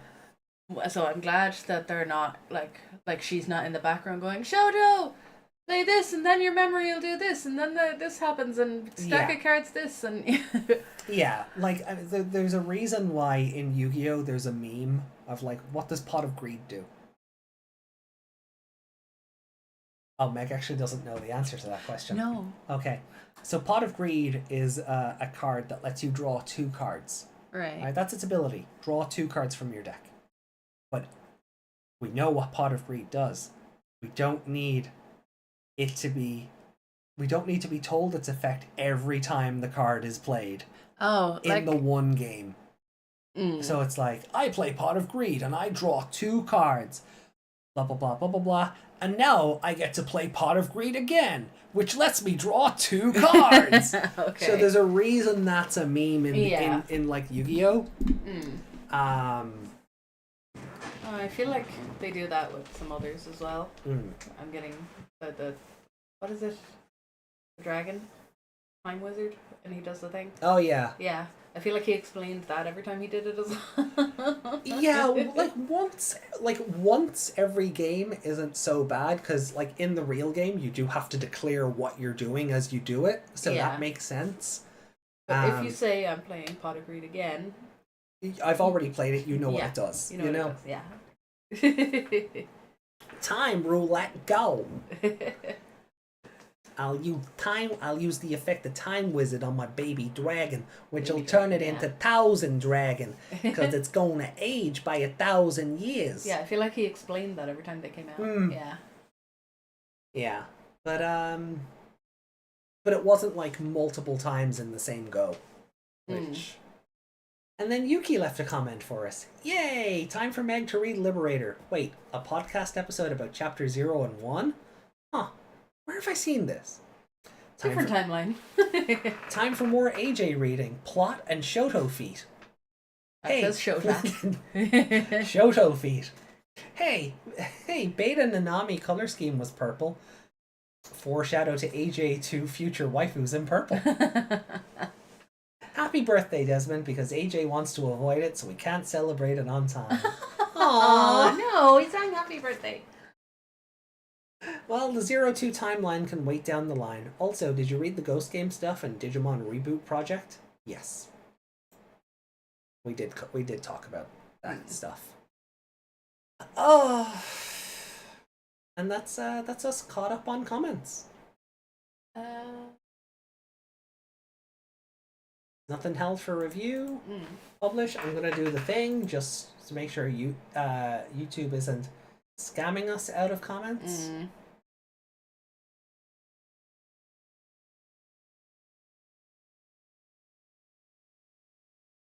Nope. No, nothing. Okay. Cool. Then on the thumbnail I put up last time as well, Lady Leomon said, sorry I missed the stream, glad everyone had a good time, but I have a question. Why does the masked being in the thumbnail look like Xana from Code Lyoko got super drunk and had a kid with one of those creepy homunculus from the last episodes of Full Metal Alchemist Brotherhood? My response was, it's a robot. It's based more on Mr. Navit from Cyber Sleuth than anything, and then recommended, and still do, get caught up on Liberator and get a better sense of it. You should have just put the link to the page. There you go. This is what they are. There's a whole explanation. Yeah, to be fair, we went through the whole robot explanation on this stream, so... What's a creepy homunculus? I don't know what a Code Lyoko is either. Oh, Code Lyoko is a really... It's like a French cartoon that tried to be an anime. Okay. From like back in, I want to say 2004. Okay. Hold on. It was. Will I recognize it? I think you will. I think you'll recognize it once you see the characters. Yay! Oh, that does look familiar, actually. Look at the stupid forehead on that kid. Yeah, and so it would have like these 2D segment, like these like 2D animation, and then they'd go into like their version of the digital world, and everyone would get like 3D and wear like samurai clothing. So those, one of them, I take it, one of those girls. Well, I think What did she say? Sana? Oh, it's a thing in it? Yeah. I guess because of the symbol, The symbol, I guess? I guess because of the symbol, but yeah, it had video games and everything apparently.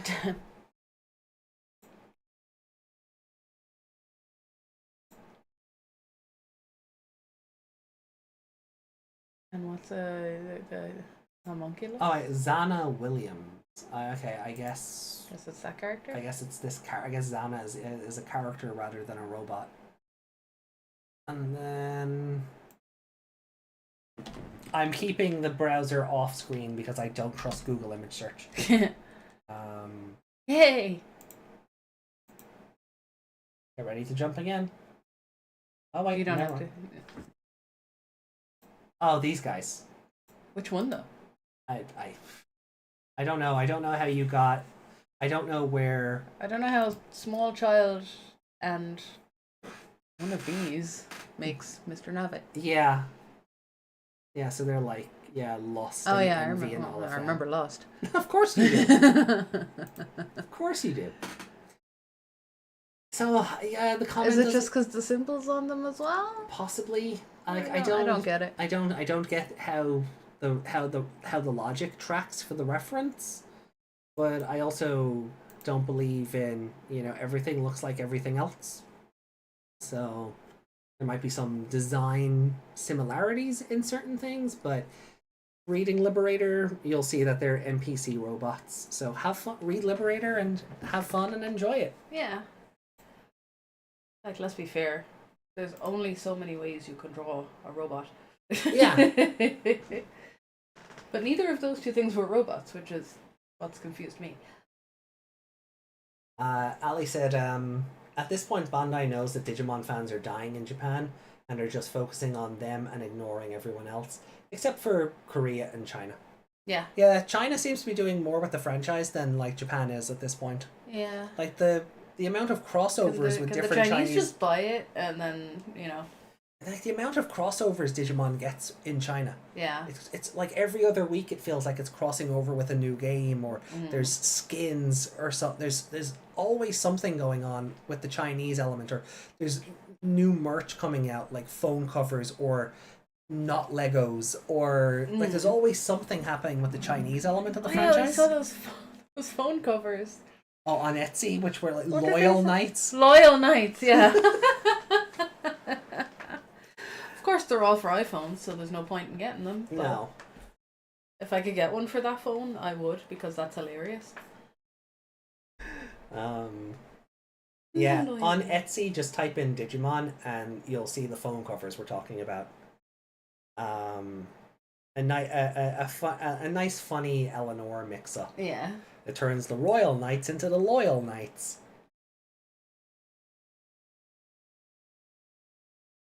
They were not in Savers. No. No, they were not. Anya Joy had a big inflatable Agumon? Yeah. Ah! It was a big, Sorry, I was reading that sideways, so I said Agumon. Weird. I don't know why I didn't just turn my phone instead of turning my head.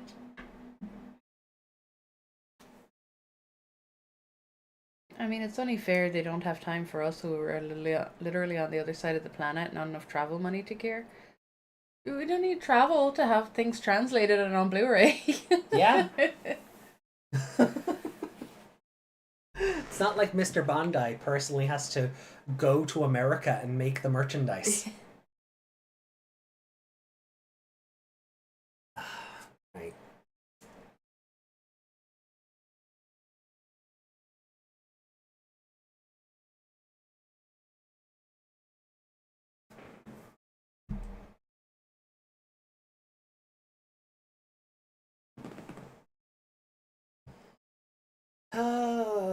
So... Oh, Rico said something back there, but I can't see what it says because of that stupid heart. under that logic, other companies wouldn't benefit from translating stuff too. Yeah, they'd have, like, they would, if that was the case, they wouldn't translate, like, One Piece or any of that. Imagine if Pokemon decided that translating to English wasn't worth it because English people would need to go to Japan to get stuff.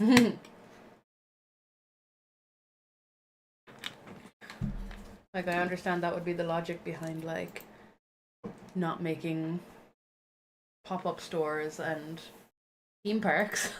Yeah. There was a Digimon theme park, though. I'm not sure how that would work, but... Same. I would go. I'd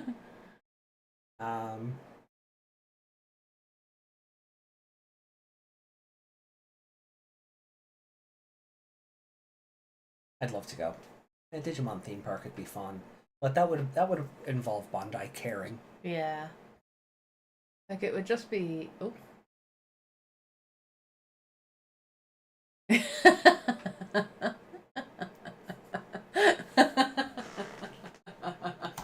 So we're gonna move on to the memes because I need to start off with this one. I need to show this meme off. Yuki memed this classic. Who would win, 1 billion Leomon or Sunmon? So there was an old meme, I think it was only in the last like 2 or 3 years, where someone asked who would win, 1 billion lions or the sun? And everyone's just like, the sun, obviously. It would burn them all. And the response was, no, but there's like 1 billion of them. Like, And? That was basically the response. And the sun doesn't stop burning based on how many lions go, are shit, attacking. there's 1 billion, I better cool down. Right? There's how many billion humans? We'd all die if the sun got any closer. And then that took on a life of its own, and then it became like that meme of like, there was like a Pokemon version of like who would win, like Mewtwo or 1 billion Pokemon. Yeah. You know, it kind of every kind of franchise got its own version of it, and then it became memes within memes. So this is a fantastic callback to that. Yeah. I love this.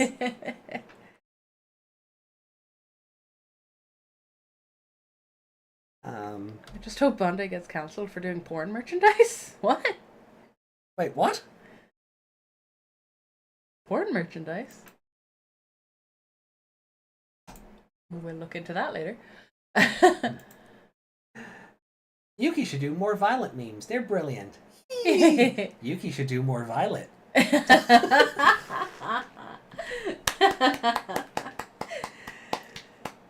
Bravo. Bravo. Oh, I love the squee in the first one. Yeah.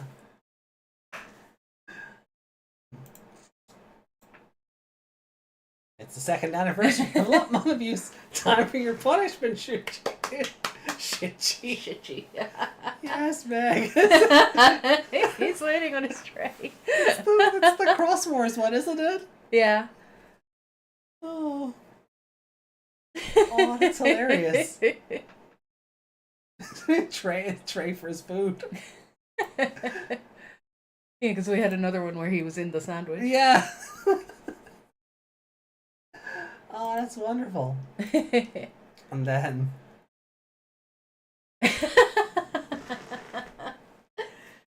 oh, that's not going to make sense to anybody else. That is entirely a meme for us only. Yeah.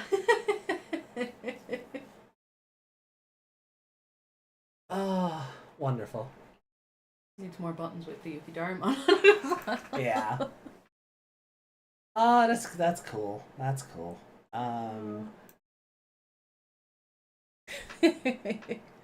What's above the Leomon one? I will show you now. Oh.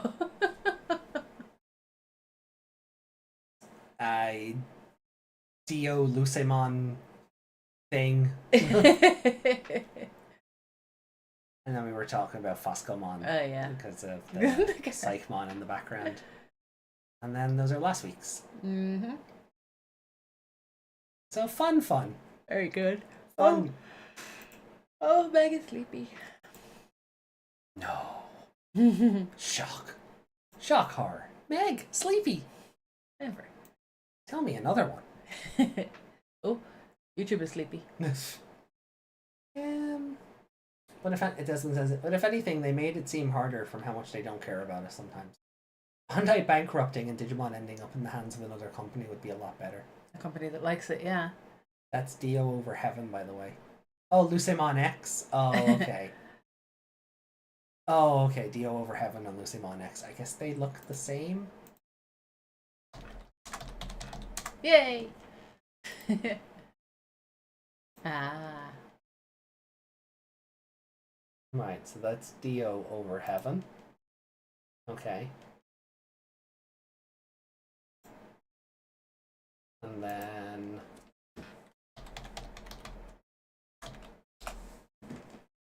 Yay, Lucimon!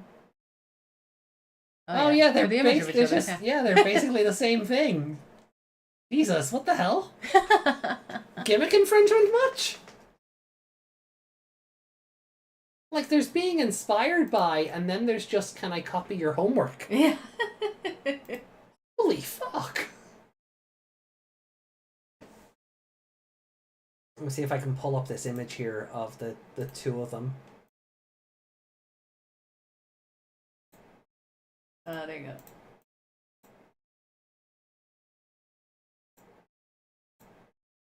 Oh, tiny.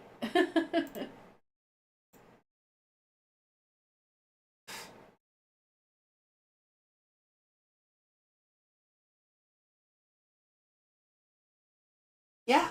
Yeah. Yeah, there's this. Yeah, that's just, can I copy your homework? Jesus. Lucimon's prettier. Maybe? Theo has a very long face. Lucimon has no nose. Sure it does. It's very flat. It's not. This isn't the best image, but yeah. And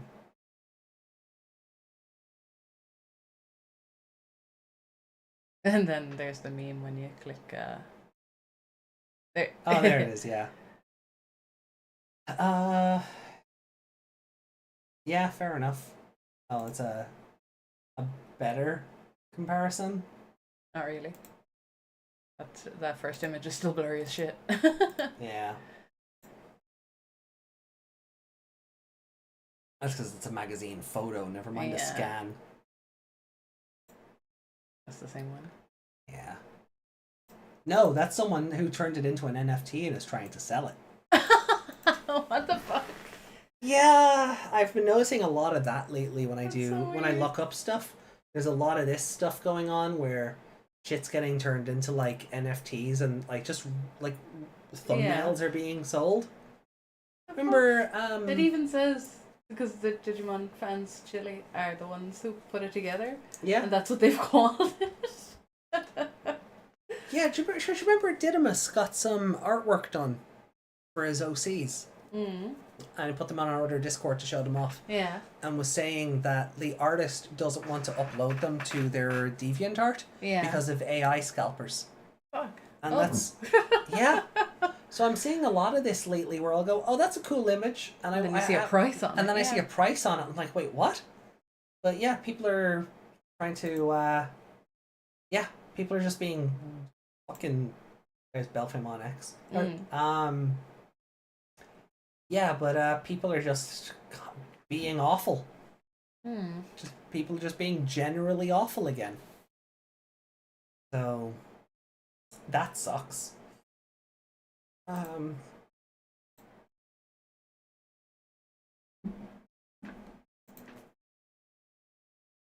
Bandai own JoJo games? I don't know who owns JoJo actually. Yeah, I'm not sure who owns JoJo. Suacia, maybe?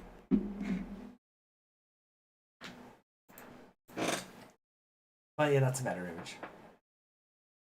At least we can see what's happening here. But yeah, similar poses and everything. It was definitely inspired by. Oh, it had to be. Look, the armbands and everything. Yeah, the armbands and everything. That's here.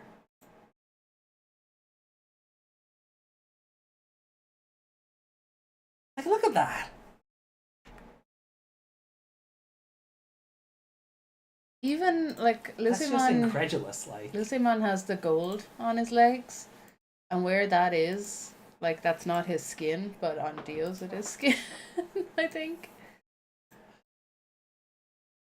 So they still have the same cutout shape there yeah, in the crotch area. yeah. Where Lucimon, it's just like it's It's a design on his pants, whereas it's cut out of Dio's. yeah, like Dio's. Dio's wearing chaps. Yeah. Dio is wearing Shawn Michaels chaps, where Lucimon is just armor, I guess, possibly. It's hard to tell with that image. But yeah, that's we have Lucemon at home. We are watching JoJo after finishing with Digimon. I never agreed to that. Oh, but guys, I think on that hilarious note, I think that's where we'll finish up. Sorry, the comment that was there. Hmm? It's like, is that a motherfucking JoJo reference, Yeah. Bandai? And someone underneath it just said, no, this is Patrick. Wonderful. Oh, I wish I hadn't skipped that. But guys, yeah, so that will do it for today. We will be back on Thursday, not Wednesday. Well, AJ is PNG JoJo posing. I don't know yet. Wednesday or Thursday? Yeah, because the Yeah. idea is we do the stream for August 1st, but because time zones, we could do the stream at our normal time on Wednesday, and Because it we would go be into 1 because we o'clock. go Yeah. into 1 1 yeah. o'clock the first we go into, yeah. Yeah, because we go into 1 a.m. or you have me saying it now, August Yeah. 1st at 12 a.m. Yeah. Like we'd start at 11 as normal, and then an hour later, which would with the way we go on, Yeah. would be when we start the episodes anyway. Yeah. So it could be our So Odaiba if we Memorial did Day. Thursday, the day would be over. Yeah, Yeah. where if yeah, we I think Wednesday. yeah, works so better. okay, so we'll stream on Wednesday as normal, because it will still be August 1st in Japan. Yeah. That counts, right? Yeah. So Wednesday will be our Odaiba Memorial Day stream. Zen and TCG have still not shipped out, or I guess received, my Digivice 25th color. Yeah. Seeing loads Which of is people on weird, Twitter yeah. posting about theirs and showing off all the functions and features and comparing it to the VPET color and how the LCD screen has less color than the VPET. And I'm like, well, yeah, the VPET's a pixel. They've more room to do more with it. Yeah. It's so weird that Zenon didn't get theirs to ship out. Yeah, so I still won't have mine until like mid-August at this stage, it seems. But by Wednesday, in theory, I should have our Atmon CDs. Yeah. And because I ordered from Amazon the Be My Light and Gatchin Did single. you tell everyone about the duo? Oh, yeah, we got outbid on the Apply Drive Duo we were bidding on Bai. So, no Duo. No duo. We will try again later. Sads. Like sad face. But yeah, so I ordered the Gatchin Be My Light single. They had both versions of it on Amazon, and I went, yeah, I'll get both versions. So one version has Haru and Gatchmon on the cover. The other version has Gatchmon gawking at the lead singer of the band who does Be My Light. Yeah. Of Sigma. Please tell me you're not sharing the screen. I'm not. Because of this? No, I'm not. No, because our full address is listed on the screen shit. right now. Good. So those should be arriving this week. Meg talking like AJ? Then yeah, so hold on, I can show the covers off here. No, you can't. Why can't I? Amazon.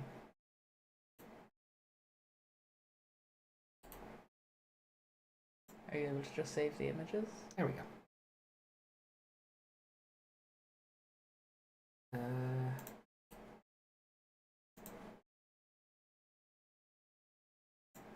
Much safer. Like, I know Yuki lives in the ceiling and all, but you know. So the main cover is this one, which looks all triumphant and awesome. And then the other one is this. That sounds like, who the hell are you? He's wearing Haru's outfit, which is Yeah. hilarious. But this version, we got it for the artwork and because it comes with a little wristband for Saima G 82. So we'll have both versions of it anyway. The actual soundtrack album with the best partner songs was out of stock. Wasn't able to get that. But I'm happy having. Oh, my model moves when you talk. Yeah. The joy of one microphone. Yeah, we're full of cocoaing this shit. So like a little animation. Yeah. What? Yeah. What? Derulamon, Digicross. What?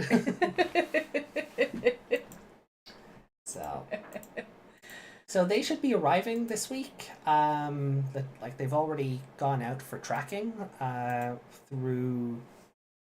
And my purchases, I think, were the last ones they had in stock. No, one of them was the last one, and then when you went back, it said 3. That was the Try album. Oh, was it? Okay. Yeah, I got the second Try album that I needed as well.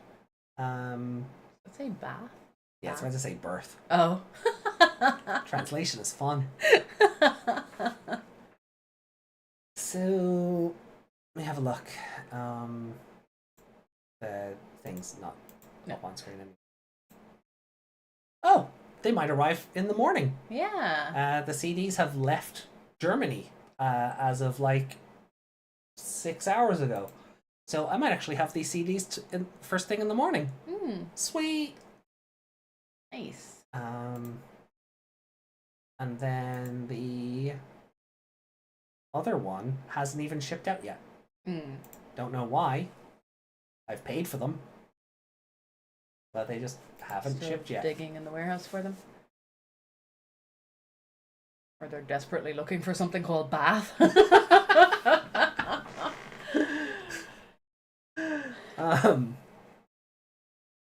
Yeah, I got the Yu-Gi-Oh! Rush Duel Birth of Heroes starter deck, and the Google Translate calls it Bath of Heroes rather than Birth. So I don't know. I've been billed for them, so I expect them to be shipped out in the next day or two. Especially since Amazon is convinced they'll arrive by Friday. Yeah. But I got the second Try album for like the one for all the Digimon tracks. Because I had the one for all the humans, so I needed the one for the Digimon. Yeah. But I was able to get the limited edition one, which has a different colored cover, as you can see there. One's green and the other is silver. But it also has an insert that's signed by the actors. Oh, okay. So like it's printed signatures, but the base one doesn't have them. So birth bath? No. No, that is a thing some cultures do, and that is not. No. Don't drown the baby. It doesn't drown the baby, I know. but no, nobody wants to think about that. No. So yeah, that's it then. That's it. Like I've nothing else. I'll put photos up of the CDs when they arrive. Blast them in the kitchen. Yeah, That's hopefully where our CD player is. yeah. Hopefully we'll get we'll have another go at trying to get the duo another day. Yeah. I kind of is the Saver's lunchbox gone? Oh yeah, we saw Saver's lunchbox on Buyee as well. I'd kind of love that. But yeah, we should finish up. Yeah. Because we're getting into our rambly, we're sleepy stage. For sure. So guys, we'll leave it there. Thank you so much for joining us today. We hope you guys had fun. Make me happy again. There we go. We hope you guys had fun. We certainly did. We will be back on Wednesday then. Yeah. For podcast episode 316. Oh, nice. What? So I'm gonna have a can or two while we're watching Hunters. Can we put Derulamon's what face on the screen? Just have him in the background. Save for a Saver's lunchbox. It's crosswords, so he makes sense. Yeah, we'll see if I remember. I'll go back through the screenshots and make him a sticker. But you guys, look after yourselves. Have a great week ahead. I hope you've got loads of fun things planned. Yeah. And yeah, sure, we'll talk to you and catch up with you on Discord. Anyway, so Meg is great at Discord. yeah, Meg is the best at Discord. Meg is the absolute best at Discord. As good as I am at Liberator. Oh, I wonder. Hold on. Can I do this now? There's another boost.